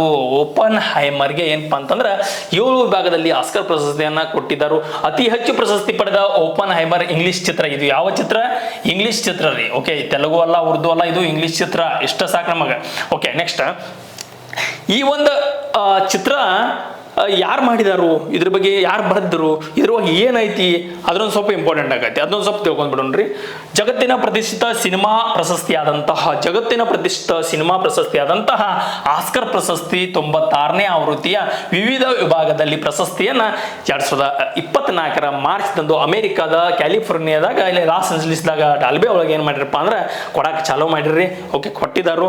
ಸೊ ಅಲ್ಲಿ ಏನಾಗ್ತದ ಅಂದ್ರೆ ಓಪನ್ ಹೈಮರ್ ಚಿತ್ರವು ಪ್ರಸ್ತುತ ಸಾಲಿನ ಆಸ್ಕರ್ ಪುರಸ್ಕೃತರಾದಂತಹ ಒಟ್ಟು 7 ಪ್ರಶಸ್ತಿಯನ್ನು ಗೆಲ್ಲುವ ಮೂಲಕ ಗಮನ ಸೆಳೆದ. ಹಂಗಾರ ಯಾವ ಒಂದು ಓಪನ್ ಹೈಮರ್ ಚಿತ್ರ ಯಾವ್ಯಾವ ಕ್ಷೇತ್ರದಾಗ ಯಾವ್ಯಾವ ಭಾಗದಾಗ ಪ್ರಶಸ್ತಿಯನ್ನ ಪಡೆದುಕೊಳ್ಳುತ್ತಪ್ಪ ಅಂದಾಗ ಇಲ್ಲಿ ನೋಡ್ರಿ, ಅತ್ಯುತ್ತಮ ನಟ ಓಪನ್ ಹೈಮರ್, ಓಕೆ. ಅತ್ಯುತ್ತಮ ಚಲನಚಿತ್ರ ರೀ, ಅತ್ಯುತ್ತಮ ನಟ ಸಿಲಿಯನ್ ಮರ್ಫಿ, ಓಕೆ. ನೆಕ್ಸ್ಟ್ ಅತ್ಯುತ್ತಮ ಪೋಷಕ ನಟರ ರಾಬರ್ಟ್ ಡೌನೆ.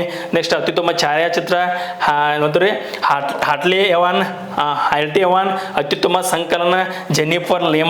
ನೆಕ್ಸ್ಟ್ ಅತ್ಯುತ್ತಮ ನಿರ್ದೇಶಕರು ಕ್ರಿಸ್ಟೋಫರ್ ನೋಲನ್, ಓಕೆ. ನೆಕ್ಸ್ಟ್ ಅತ್ಯುತ್ತಮ ಮೂಲ ಸಂಗೀತ ಲುಡ್ವಿಂಗ್ ಗೊರಾನ್ಸನ್. ಈ ತರ ಇರ್ತದ. ಇಲ್ಲಿ ಕ್ರಿಸ್ಟೋಫರ್ ನೋಲನ್ ಅವರ ಆತ್ಮಚರಿತ್ರೆಯ ಆಧಾರಿತ ಚಿತ್ರ ಓಪನ್ ಹೈಮರ್. ಹಂಗಾರ ಕ್ರಿಸ್ಟೋಫರ್ ನೋಮಲ್ ಅವರ ಆತ್ಮಚರಿತ್ರೆಯ ಚಿತ್ರ ಯಾವ್ದಪ್ಪ ಅಂದ್ರೆ ಓಪನ್ ಹೈಮರ್. 7 ವಿಭಾಗಗಳಲ್ಲಿ ಆಸ್ಕರ್ ಪ್ರಶಸ್ತಿಯನ್ನು ಕಂಡುಕೊಳ್ಳುವ ಮೂಲಕ 7 ವಿಭಾಗದಲ್ಲಿ ಆಸ್ಕರ್ ಪ್ರಶಸ್ತಿಯನ್ನ 96ನೇ ಆವೃತ್ತಿದ 2024 ಒಳಗೆ ಪಡೆದುಕೊಳ್ಳುವ ಮೂಲಕ ಏನಾಗೈತೆ ಅಂದಾಗ ಅತಿ ಹೆಚ್ಚು ಆಸ್ಕರ್ ಪ್ರಶಸ್ತಿಯನ್ನ ಪಡೆದ ಸಿನಿಮಾ ಎಂಬ ಹೆಗ್ಗಳಿಕೆಗೆ ಪಾತ್ರವಾದಂತ ಒಂದು ಚಿತ್ರ ಯಾವ್ದಪ್ಪ ಅಂದ್ರ ಅದೇ ಓಪನ್ ಹೈಮರ್. ಇದ್ರ ಬಗ್ಗೆ ಯಾರ ಒಂದು ಆತ್ಮಚರಿತ್ರೆ ಬಗ್ಗೆ ಐತಿಪ್ಪ ಅಂದಾಗ ಕ್ರಿಸ್ಟೋಫರ್ ನೋಲನ್ ಅವರ ಆತ್ಮಚರಿತ್ರೆ ಬಗ್ಗೆ ಇತ್ತು. ಆ ವ್ಯಕ್ತಿ ಏನ್ ಮಾಡ್ಯಾರ ಅನ್ನೋದು ಮುಂದೆ ನೋಡ್ರಿ. ಇಲ್ಲಿ 2024 ವರ್ಷದ ಓಪನ್ ಹೈಮರ್ ಪ್ರಶಸ್ತಿಗಳು ಇಂಪಾರ್ಟೆಂಟ್ ಆಗಿರ್ತಾವ್ರಿ. ಇದು 77ನೇ ಓಪನ್ ಹೈಮರ್ ನೋಡಿ 7 ವಿಭಾಗದಲ್ಲಿ ಪ್ರಶಸ್ತಿ ಭಾಜರಾಗಿತ್ತು ಇದು, ಓಕೆ. ಪರಮಾಣು ಬಾಂಬ್ ಯಾವ ಬಾಂಬ? Open ಹೈಮರ್, okay. ಪರಮಾಣು ಬಾಂಬ ಜನಕರ ಪೈಕಿ ಒಬ್ಬರಾದಂತ ಈತನು ಕೂಡ ಒಬ್ಬ ಪರಮಾಣು ಬಾಂಬನ್ನು ಕಂಡುಹಿಡಿಯುವಾಗ ಒಬ್ಬ ಆಗಿದ್ರಿ ಓಪನ್ ಹೈಮರ್ನ ಚಿತ್ರದಾಗ. ಇಲ್ಲಿ ಒಬ್ಬರಾಗಿದ್ದಂತಹ ರಾಬರ್ಟ್ ಓಪನ್ ಹೈಮರ್. ಈತ ಯಾರಪ್ಪ ಅಂದ್ರೆ ರಾಬರ್ಟ್ ಓಪನ್ ಹೈಮರ್ ಅವರ ಜೀವನ ಚರಿತ್ರೆಯ ಆಧರಿಸಿದ ಈ ಚಿತ್ರವನ್ನ ಕ್ರಿಸ್ಟೋಫರ್ ನೋಮಲ್ ಅವರ ನಿರ್ದೇಶಿಸಿದ್ದಾರೆ, ಓಕೆ. ಇದು ಕ್ರಿಸ್ಟೋಫರ್ ನೋಲನ್ ಅವರ ನಿರ್ದೇಶನ ಮಾಡಿದ್ದಾರೆ. ಆದ್ರೆ ಇದು ಯಾರ ಒಂದು ಜೀವನ ಚರಿತ್ರೆ ಅಂದಾಗ ಪರಮಾಣು ಬಾಂಬ್ ಜನಕರಲ್ಲಿ ಪೈಕಿ ಇವರು ಒಬ್ಬರಾಗಿರ್ತಾರೆ ರಾಬರ್ಟ್ ಓಪನ್ ಹೈಮರ್. ರಾಬರ್ಟ್ ಓಪನ್ ಹೈಮರ್ ಅವರ ಜೀವನ ಚಿತ್ರವನ್ನ ಏನಪ್ಪಾ ಅಂತಂದ್ರೆ ಈ ಒಂದು ಓಪನ್ ಹೈಮರ್ ಚಿತ್ರ ಒಳಗೊಂಡದ. ಅತಿ ಹೆಚ್ಚು ಪ್ರಶಸ್ತಿಯನ್ನ ಪಡೆದಂತಹ 2ನೇ ಚಿತ್ರ ಯಾವಪ್ಪ ಅಂದ್ರೆ ಪೂರ್ ಥಿಂಗ್ಸ್ ನೋಡ್ರಿ. ಯಾರು? Poor things. ಇಲ್ಲಿ ನೋಡಿದಾಗ ಅತ್ಯುತ್ತಮ ನಟಿ ಯಾರಂದ್ರೆ ಎಮ್ಮಾ ಸ್ಟೋನ್. ಯಾರು? ಎಮ್ಮಾ ಸ್ಟೋನ್ ಮೇಡಮ್ ಅವರು ಅತ್ಯುತ್ತಮ ನಟಿ ಪ್ರಶಸ್ತಿಯನ್ನ ಪಡಿತಾರು. ಜೊತೆಗೆ ಇವೆಲ್ಲಾನು ಇಂಪಾರ್ಟೆಂಟ್ ಇರಂಗಿಲ್ಲ, ಬಟ್ ಇದು ನೋಡ್ರಿ ಎಮ್ಮಾ ಸ್ಟೋನ್ ಅವರು ಪಡೆದಿರ್ತಾರೆ. ಅತ್ಯುತ್ತಮ ನಟಿ ಪ್ರಶಸ್ತಿಗೆ ಭಾಜನರಾದಂತಹ ನಟಿ ಎಮ್ಮಾ ಸ್ಟೋನ್ ಅವರು 2024 96ನೇ ಆವೃತ್ತಿಯ ಆಸ್ಕರ್ ಪ್ರಶಸ್ತಿಯ ಪೂರ್ ಥಿಂಗ್ಸ್ ನೋಡ್ರಿ, ಯಾವ್ದು ಪೂರ್ ಥಿಂಗ್ಸ್ ಚಿತ್ರದ ನಟನೆಗಾಗಿ ಈ ಒಂದು ಎಮ್ಮಾ ಸ್ಟೋನ್ ಅವರಿಗೆ ಈ ಒಂದು ಪ್ರಶಸ್ತಿಯನ್ನು ಕೊಡ್ತಾರೆ. ಇದ್ರ ಒಟ್ಟ ಗೊತ್ತಿರ್ಬೇಕು ಏನಪ್ಪಾ ಅಂತಂದ್ರ ಓಪನ್ ಹೈಮರ್ ಚಿತ್ರ 96ನೇ ಆವೃತ್ತಿ 7 ವಿಭಾಗದ ಪಡೆದೈತಿ. ಓಕೆ, ಯಾರಪ್ಪ ಅಂದ್ರೆ ಈ ಒಂದು ರಾಬರ್ಟ್ ಓಪನ್ ಹೈಮರ್ ಅವರ ಒಂದು ಜೀವನ ಚರಿತ್ರೆಯನ್ನ ಮಾಡಿದರು, 7 ವಿಭಾಗದಾಗ ಪಡೆದೈತಿ. ಇಷ್ಟು ಓದಿದ್ರೆ ಸಾಕ್ರಿ. Next NATO. ಭಾಳ ಸಲ ಸುದ್ದಿ ಹೇಳ್ರಿ, ಭಾಳ ಎಕ್ಸಾಮ್ದಾಗ ಭಾಳ ಸಲ ಬೇಡ ಅಂದ್ರೆ ಕ್ವಶನ್ ಹಾಕುವಂತ ಕ್ವಶನ್ ಇದಾಗಿರ್ತದ. ಯಾವ್ದು ರೀ? ನ್ಯಾಟೋದ 32ನೇ ಸದಸ್ಯ ರಾಷ್ಟ್ರವಾಗಿ ಯಾವ ದೇಶ ಸೇರ್ಪಡೆಯಾಗಿದೆ? ಯಾವ ದೇಶ ಸೇರ್ಪಡೆಯಾಗೈತಿ? ಕಣ್ಣು ಮುಚ್ಕೊಂಡು ಹೇಳ್ಬಿಡ್ತೀವಿ ನಾವು. ಯಾವ್ದ್ರಿ? ಸ್ವೀಡನ್ ಆಗೈತಿ ಸರ್. ಹಂಗಾರ ಆಯ್ತು, ಅದ್ರ ಮುಂದೆ ಏನೇನಾಯ್ತು? ನ್ಯಾಟೋ ಪ್ರಧಾನ ಕಚೇರಿಯ ಬಳಿಯ ಸ್ವೀಡನ್ ಧ್ವಜ ಹಾರಾಟ. ಯಾರ್ಯಾರು ಧ್ವಜ ಹಾರಾಟ ಮಾಡಂಗಿಲ್ಲ, ನಮ್ಮವ್ರು ಅಂದಾಗ ಮಾತ್ರ ನಾವು ಅವ್ರ ಧ್ವಜವನ್ನ ಹಾರಾಟ ಮಾಡ್ತೀವಿ. ಓಕೆ, ಹಂಗಾರ ಧ್ವಜ ಹಾರಾಟ ಆಗೈತಿ. 2024 ಮಾರ್ಚ್ 11ರಂದು ನ್ಯಾಟೋ ಒಕ್ಕೂಟದ ಸದಸ್ಯತ್ವವನ್ನು ಗುರುತಿಸುವ ಸಂಪೂರ್ಣದಲ್ಲಿ ಮೊದಲ ಬಾರಿಗೆ ನ್ಯಾಟೋ ಪ್ರಧಾನ ಕಚೇರಿಯಲ್ಲಿ ಸ್ವೀಡನ್ ಧ್ವಜ ಏರಿಸಲಾಯಿತು. ಯಾವ ಒಂದು ಧ್ವಜ ಏರಿಸಲಾಯಿತು? ಸ್ವೀಡನ್ ಧ್ವಜನ ಏರಿಸಲಾಯಿತು. ಓಕೆ, ನೆಕ್ಸ್ಟ್ ಈ ಮೂಲಕ ಸ್ವೀಡನ್ ದೇಶವು ನ್ಯಾಟೋದ ಈ ಮೂಲಕ ಸ್ವೀಡನ್ ದೇಶವು ನ್ಯಾಟೋದ ಎಷ್ಟನೇ ಒಂದು ಸದಸ್ಯ ರಾಷ್ಟ್ರ ಆಯ್ತಪ್ಪ ಅಂದಾಗ 32ನೇ ಸದಸ್ಯ ರಾಷ್ಟ್ರ ಆಗಿದೆ. ಕೇಳಕತ್ತಮ್ಮ ನಾಟಕ ಬಂದ. ಎಷ್ಟು ಗೊತ್ತಿದ್ರೆ ಸಾಕ. 32ನೇ ರಾಷ್ಟ್ರ ಯಾವುದು? ಸ್ವೀಡನ್ನ. ಓಕೆ, ಎದಕ್ಕೆ ಸೇರಿದ್ರಿ? 32ನೇ ರಾಷ್ಟ್ರವಾಗಿ ನ್ಯಾಟೋಕ್ಕೆ ಸೇರಿದ್ರಿ. ಓಕೆ, ನ್ಯಾಟೋ ಅಂದ್ರೆ ಏನು, ನ್ಯಾಟೋದ ಇದು ಏನು ಎಲ್ಲಾನು ಓದಿರ್ತೀರಿ ನೀವು. ಆದರೆ ರೀಸೆಂಟ್ ಆಗಿ ಕರೆಂಟ್ ಅಫೇರ್ಸ್ ಅಂದಾಗ ಕರೆಂಟ್ ಅಫೇರ್ಸ್ ಹೇಳ್ತೀನಿ ಇಲ್ಲ, ಅದಕ್ಕೆ ಬೇಕಾಗಿದ್ದು ಕೆಲವೊಂದು ಹಿಂಟ್ ಪಾಯಿಂಟ್ ಅಷ್ಟೇ ಇಲ್ಲಿ ಹೇಳ್ಕೊತ ಹೋಗಿರ್ತೀನಿ. ನೆಕ್ಸ್ಟ್, ಇತ್ತೀಚೆಗೆ ಏಷ್ಯಾದ ಶತಕೋಟ್ಯಾಧಿಪತಿಗಳ ರಾಜಧಾನಿ ಎಂದೇ ಯಾವ ನಗರ ಪಾತ್ರವಾಗೈತಿ? ಯಾವ ನಗರ ಪಾತ್ರವಾಗೈತಿ? ಶತಕೋಟ್ಯಾಧಿಪತಿಗಳ ನಗರವೆಂದು ಯಾವ ಒಂದು ನಗರ ಪಾತ್ರ ಆಗೈತಿ? ಕ್ವಶನ್ ಹಾಕಿದ್ವಿ. ಏಷ್ಯಾದ ಶತಕೋಟ್ಯಾಧಿಪತಿಗಳ ರಾಜಧಾನಿ ಮುಂಬೈಯ? ಮುಂಬೈ ಏನಪ್ಪಾ ಆಗೈತಪ್ಪ ಅಂದ್ರೆ ಶತಕೋಟ್ಯಾಧಿಪತಿಗಳ ರಾಜಧಾನಿ ಆಗೈತಿ. ಆಗಾಕ ಅವ್ರು ಏನು ಸಾಧನೆ ಮಾಡ್ಯಾರು? ಓಕೆ, ಏನು ಸಾಧನೆ ಮಾಡ್ಯಾರು ಅಂತ ಕೇಳಿದಾರೆ. ಏನು ಮಾಡಿದಾರ್ರಿ ನೋಡೋಣ್ರಿ. ಈ ಹುರೂನ್ ಜಾಗತಿಕ ಶ್ರೀಮಂತರ ಪಟ್ಟಿ ಬಿಡುಗಡೆ ಮಾಡ್ತೈತಿ. ಇದು ಹುರೂನ್ ಜಾಗತಿಕ ಶ್ರೀಮಂತರ ಪಟ್ಟಿಯನ್ನು ಬಿಡುಗಡೆ ಮಾಡ್ತೈತಿ. 2024 ಇದೇನು ಮಾಡಿದಪ್ಪ ಅಂದ್ರೆ ಬಿಡುಗಡೆ ಮಾಡೈತಿ. ಈ ಒಂದು ವರದಿಯಂತೆ, ಯಾವ ಒಂದು ವರದಿಯಂತೆ? ಹುರೂನ್ ಜಾಗತಿಕ ಶ್ರೀಮಂತರ ಪಟ್ಟಿ ಬಿಡುಗಡೆ ಮಾಡೈತಲ್ಲ, ಈ ಒಂದು ವರದಿಯದಂತೆ ಭಾರತದ ವಾಣಿಜ್ಯ ರಾಜಧಾನಿ, ಯಾವ ರಾಜಧಾನಿ? ವಾಣಿಜ್ಯ ರಾಜಧಾನಿ ಮುಂಬೈ ಈಗ ಏಷ್ಯಾದ ಬಿಲಿಯನಿಯರ್ಗಳ ರಾಜಧಾನಿ ಎಂಬ ಹೆಗ್ಗಳಿಕೆಗೆ ಪಾತ್ರವಾಗೈತಿ. ಬಿಲಿಯನಿಯರ್ಗಳ ಅಂದ್ರೆ ಕೋಟ್ಯಾಧಿಪತಿಗಳ ಒಂದು ಏನಪ್ಪಾ ಅಂತಂದ್ರೆ ಬಿಲಿಯನ್ ಅಂತಾರಲ್ಲ, ಸೊ ಅಂಥವ್ರ ಬಿಲಿಯನ್ಗಳ ರಾಜಧಾನಿ ಎಂಬ ಹೆಗ್ಗಳಿಕೆಗೆ ಪಾತ್ರವಾಗೈತಿ. ಚೀನಾದ ರಾಜಧಾನಿ ಆದಂತಹ ಬೀಜಿಂಗ್ ಅನ್ನು ಮೊಟ್ಟ ಮೊದಲ ಬಾರಿಗೆ ಹಿಂದಿಕ್ಕಿ ಏನ್ ಮಾಡಿದಪ್ಪ ಅಂದ್ರೆ ಪ್ರಸ್ತುತವಾಗಿ ಏನಪ್ಪಾ ಅಂದ್ರೆ ಮುಂಬೈ 97 ಬಿಲಿಯನರ್ಗಳ ವಾಸಿಸುತ್ತಾರೆ. ಮುಂಬೈದಾಗ 92 ಮಂದಿ ಸಾಹುಕಾರದಾರ್ರಿ. ಓಕೆ, ಬೀಜಿಂಗ್ದಾಗ ಎಷ್ಟಿದ್ರು? 91. ಹಂಗಾರ ಮೊದಲು ಚೀನಾದಾಗ ಬೀಜಿಂಗ್ದಾಗ 91 ಇದ್ರು, ಮುಂಬೈದಾಗ 92 ಅದಾರ. ಹಂಗಾರ ಅನ್ನಗಳು ಯಾರ? ನಾವು ಅನ್ನಗಳು ಅಂದ್ರೆ ನಾವು ದೊಡ್ಡವ್ರ ಅದೀವಿ. ಇಲ್ಲಿ ಏನ್ ಮಾಡಿವಪ್ಪ ಅಂದ್ರ ಇಲ್ಲಿ ಏಷ್ಯಾದ ಶತಕೋಟ್ಯಾಧಿಪತಿಗಳ ರಾಜಧಾನಿಯಾಗಿ ನಾವು ಒಂದು ಕೀರ್ತಿ ಹರಿಸಿವ್ರಿ. 92 ಮಂದಿ ನಾವು ಅದೀವಿ ಅಂದ್ರೆ ಸಾಹುಕಾರ ಅದೀವಿ. ಎಲ್ಲಿದೀವಿ? ಮುಂಬೈದಾಗ ಇದೀವಿ. ಎಷ್ಟು ತಿಳ್ಕೊಡ್ರಿ. ನೆಕ್ಸ್ಟ್ ನೋಡ್ರಿ, ಜಗತ್ತಿನಲ್ಲಿ 3 ಕುಬೇರರು ಅದಾರ ಅಂತಂದ್ರೆ, ಕುಬೇರ ಅಂದ್ರೆ ಇವರು ಕುಬೇರ ಅಲ್ಲ, ಮ್ಯಾಗರು ಕುಬೇರಲ್ಲ, ರಂಬೆ, ಉರ್ವಶಿ, ಕಿಲುತುಂಬೆ, ಮೇನಕ್ಕೆ ಇರ್ತಾರಲ್ಲ ಆ ಕುಬೇರಲ್ಲ, ಈತ ಬೇರೆ ಕುಬೇರ. ಏನು ಬೇರೆ ಕುಬೇರ ಅಂದಾಗ ಎಲಾನ್ ಮಸ್ಕ್ ರೀ. ಎಲಾನ್ ಮಸ್ಕ್ ಟೆಸ್ಲಾ ಕಂಪ್ನಿಯ CEO ಆಗಿರ್ತಾರ. ಇವರು ಕೂಡ ಏನಪ್ಪಾ ಅಂತಂದ್ರೆ ಒಬ್ಬ ಕುಬೇರ ಅಂದ್ರೆ ರೊಕ್ಕ ಭಾಳ ಐತಿ ಅವಂಗ. ನನ್ನ ಕಡೆ ಜೆಫ್ ಬೆಜೋಸ್, ಇದು ಅಮೆಜಾನ್ ಏನಪ್ಪಾ ಅಂತ ಕಂಪ್ನಿ ಅವ್ರು ಇರ್ತಾರು. ಸೊ ಇವರು ಕೂಡ. ನೆಕ್ಸ್ಟ್ ಬರ್ನಾರ್ಡ್ ಅರ್ನಾಲ್ಟ್, ಇವರು ಕೂಡ ಫ್ರೆಂಚ್ ಉದ್ಯಮಿ. ಫ್ರೆಂಚ್ ಉದ್ಯಮಿ. ಇವರು ಕೂಡ ರೊಕ್ಕ ಭಾಳ ಇರ್ತೈತಿ, ಶ್ರೀಮಂತರು ಇರ್ತಾರೋ. ಇಷ್ಟು ಸಾಕ. ಕಡಲಿನ ನಗರಿ ಮುಂಬೈನಲ್ಲಿ ಕಳೆದ ವರ್ಷದಲ್ಲಿ 6 ಹೊಸ ಬಿಲಿಯನಿಯರ್ಗಳ ಹುಟ್ಟುಕೊಂಡಿದ್ದಾರೆ. ವಿಶ್ವದಲ್ಲಿ ಅತಿ ಹೆಚ್ಚು ಬಿಲಿಯನ್ಗಳ ವಿಶ್ವದಲ್ಲಿ ಅತಿ ಹೆಚ್ಚು ಶ್ರೀಮಂತರು ಎಲ್ಲಿದಾರಪ್ಪ ಅಂದಾಗ ನಾವು ನ್ಯೂಯಾರ್ಕ್ ನೋಡ್ಬೋದು. ಎಷ್ಟು ಮಂದಿ ಬಿಲಿಯನ್ಗಳದಾರ ಅಂದ್ರೆ 119 ರೀ. 119 ಮೊದಲ ಸ್ಥಾನದಲ್ಲಿದ್ರೆ 97 ಶತಕೋಟಿಗಳ ಮೂಲಕ ಲಂಡನ್ ನೋಡ್ರಿ ಇಲ್ಲಿ ಸಿಗ್ತೈತಿ ನೋಡ್ರಿ. ನ್ಯೂಯಾರ್ಕ್ ಮೊದಲನೇ ಸ್ಥಾನದಾಗ ಅಂದ್ರೆ ಭಾಳ ಶ್ರೀಮಂತರ ಅಲ್ಲಿ ಅದಾರ. ನೆಕ್ಸ್ಟ್ ಲಂಡನ್ದಾಗ ಅದಾರ. ಓಕೆ, ಇಲ್ಲಿದ್ರೆ ಲಂಡನ್ದಾಗ ಅದಾರ. ನೆಕ್ಸ್ಟ್ ಮುಂಬೈ ಅತಿ ಹೆಚ್ಚು ಶ್ರೀಮಂತರನ್ನ ಹೊಂದಿರುವ ಜಾಗತಿಕದಾಗ ಮುಂಬೈಯ 3ನೇ ಅತಿ ಹೆಚ್ಚು ನಗರವಾಗಿ ಹೊರಹೊಮ್ಮೈತಿ. ಓಕೆ, ರಿಲಯನ್ಸ್ನ ಮುಖೇಶ್ ಅಂಬಾನಿಯವರ ಹುರುನ್ ಜಾಗತಿಕ ಶ್ರೀಮಂತರ ಪಟ್ಟಿಯಾಗ 10ನೇ ಸ್ಥಾನದಾಗ ಇದಾರ್ರಿ. ಜಾಗತಿಕ ಸ್ಥಾನದಾಗ 10ನೇ ಸ್ಥಾನದಾಗ ಇದ್ದಾರೆ ಜಾಗತಿಕವಾಗಿ. ಯಾರು? ರಿಲಯನ್ಸ್ ಮುಖೇಶ್ ಅಂಬಾನಿ ಅವರು. ನೆಕ್ಸ್ಟ್ ಈ ಪಟ್ಟಿಯಲ್ಲಿ 15ನೇ ಸ್ಥಾನ ಇದ್ದವ್ರು ಯಾರಪ್ಪ ಅಂದ್ರೆ ಅಂದಾನಿ ಗ್ರೂಪದ ಮುಖ್ಯಸ್ಥರಾದಂತಹ ಗೌತಮ್ ಅದಾನಿ ಅವರು ಈ ಗುರುತಿಸ್ಕೊಂಡಾರ. 10 ಇದ್ರೆ ಇವ್ರು 15 ಇದಾರೆ. ನಾವು ಭಾಳ ಸೌಕರ್ಯದಿ ಒಂದಂಗಾತ್ ಮತ್ತು ಇಂಡಿಯಾದವ್ರು. ಓಕೆ ರೀ, ಅದಾರ ನೋಡ್ರಿ. ಹಿಂಗೆ ನೋಡ್ಕೊರಿ, ಇಷ್ಟು ಸಾಕು. ಎಲ್ಲಿ ಬಿನಿಯರ್ ಎಷ್ಟದಾರು ಮುಂಬೈದಾಗ, ನೆಕ್ಸ್ಟ್ ನ್ಯೂಯಾರ್ಕ್ದಾಗ, ಲಂಡನ್ದಾಗ, ನೆಕ್ಸ್ಟ್ ಬೀಜಿಂಗ್. ನಾವು ಒಟ್ಟೆ ಹೆಂಗಾರ ಮಾಡ್ಕೇಸಿಂದೆ ಬೇರೆ ಬೇರೆ ದೇಶದಾಗ ಇರಲಿ ನಡೀತದ. ಆದ್ರೆ ಈ ಚೀನಾದಾಗ ಇರಬಾರ್ದ. ನಮಗೆ ಮಾತ್ರ ಮೈಯೆಲ್ಲ ಉರಿತೈತಿ. ಹೆಂಗಾರ ಬಂದು ತೆಳಗೆ ಹಾಕಿವಿ. ಈಗ 92 ಆಗಿವಿ. ಇನ್ನು ಇನ್ನೊಂದು 4 ಹಾಕಿಸಿಂದ 98 ಮೈಂಡ್ ಬಿಡೋದನ್ನ ನೆಕ್ಸ್ಟ್ ನೋಡೋಣ್ರಿ. ವಿಶ್ವದ ಮೊದಲ AI ಆರ್ಟಿಫಿಷಿಯಲ್ ಇಂಟೆಲಿಜೆನ್ಸಿಯ ಸಾಫ್ಟ್ವೇರ್ ಇಂಜಿನಿಯರ್ ಡೆವಿನ್ ಅಭಿವೃದ್ಧಿಪಡಿಸಿದ ಕಂಪನಿ ಯಾವುದು? ಡೆವಿನ್ ಎಂಬುದು ಏನಪ್ಪಾ ಅಂದಾಗ ವಿಶ್ವದ ಮೊದಲ AI ಸಾಫ್ಟ್ವೇರ್ ಇಂಜಿನಿಯರ್ ಅದ ಡೆವಿನ್. ಇದನ್ನ ಅಭಿವೃದ್ಧಿಪಡಿಸಿದಂತಹ ಸಂಸ್ಥೆ, ಇದರ ಮಾಲಕ ಯಾರಪ್ಪ? ಇದನ್ನ ಹುಟ್ಟಿ ಹಾಕಿದಂತಹ ಮಹಾನ್ ಪುರುಷ ಯಾರ ಅಂದ್ರೆ ಅದು ಸಂಸ್ಥೆ ಯಾವುದು ಅಂತ ಕೇಳಿದಾಗ ವಿಶ್ವದ ಮೊದಲ AI software engineer Devin. Okay, Devin ಅಮೇರಿಕಾದ ಟೆಕ್ ಕಂಪನಿ ಆದಂತಹ ಯಾವ್ದಪ್ಪ ಅಂದಾಗ ಕಾಗ್ನಿಷನ್ ಕಂಪನಿ. ಯಾವುದು? ಕಾಗ್ನಿಷನ್ ಕಂಪನಿ ಜಗತ್ತಿನ ಮೊದಲ ಕೃತಕ ಬುದ್ಧಿಮತ್ತೆ, ಕೃತಕ ಇಂಟೆಲಿಜೆನ್ಸಿ ಏನಪ್ಪ ಆರ್ಟಿಫಿಷಿಯಲ್ ಇಂಟೆಲಿಜೆನ್ಸಿಯ ಸಾಫ್ಟ್ವೇರ್ ಇಂಜಿನಿಯರ್ ಅನ್ನ ಅಭಿವೃದ್ಧಿಪಡಿಸಿದರು. ಏನಾಗೈತಪ್ಪ ಅಂದ್ರೆ ಇದಕ್ಕೆ ಡೆವಿನ್ ಎಂದು ನಾಮಕರಣ ಮಾಡಲಾಯಿತು. ಇದಕ್ಕೆ ಏನ್ ಮಾಡಿದ್ರು ಅಂದ್ರೆ ಡೆವಿನ್ ಎಂಬ ನಾಮಕರಣವನ್ನು ಮಾಡಿದರು. ಓಕೆ, ಇದೇನು ಮಾಡಿತೈತಿ? ಇದು ಕೋಡ್ ಬರೆಯುವುದು, ವೆಬ್ಸೈಟ್ಗಳನ್ನು ರಚಿಸುವುದು, ಹಲವಾರು ಕಾರ್ಯಕ್ರಮಗಳನ್ನು ನಿರ್ವಹಿಸುವುದು, ಒಂದೇ ಪ್ರಾಂಪ್ಟ್ ಮೂಲಕ ಹಲವು ಕಾರ್ಯಗಳಿಗೆ ಈ ಕೃತಕ ಬುದ್ಧಿಮತ್ತೆ ಇಂಜಿನಿಯರನ್ನು ನಿಯೋಜನೆ ಮಾಡಬಹುದಾಗಿದೆ. ಓಕೆ, ಈ ಕೃತಕ ಬುದ್ಧಿಮತ್ತೆ ಇಂಜಿನಿಯರ್ ಮಾನವ ಇಂಜಿನಿಯರ್ಗಳಿಗೆ ಸಹಾಯ ಮಾಡಲಿದೆ. ಓಕೆ, ಇಂಜಿನಿಯರ್ದಾಗ ಗೊತ್ತಾಗ್ಬಿಡುದು ಎಲ್ಲಾನು ಸಾಫ್ಟ್ವೇರ್ದಾಗ.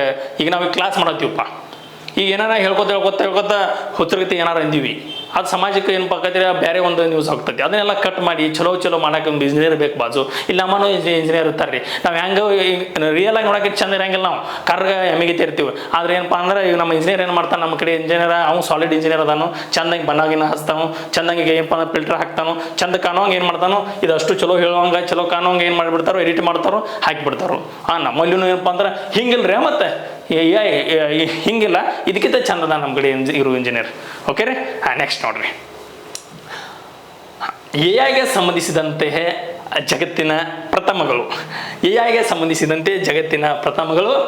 ಜಗತ್ತಿನ ಮೊದಲ ಕೃತಕ ಬುದ್ಧಿಮತ್ತೆ ವಿಶ್ವವಿದ್ಯಾಲಯ ಇರುವುದು ಅಬುದಾಯಿ.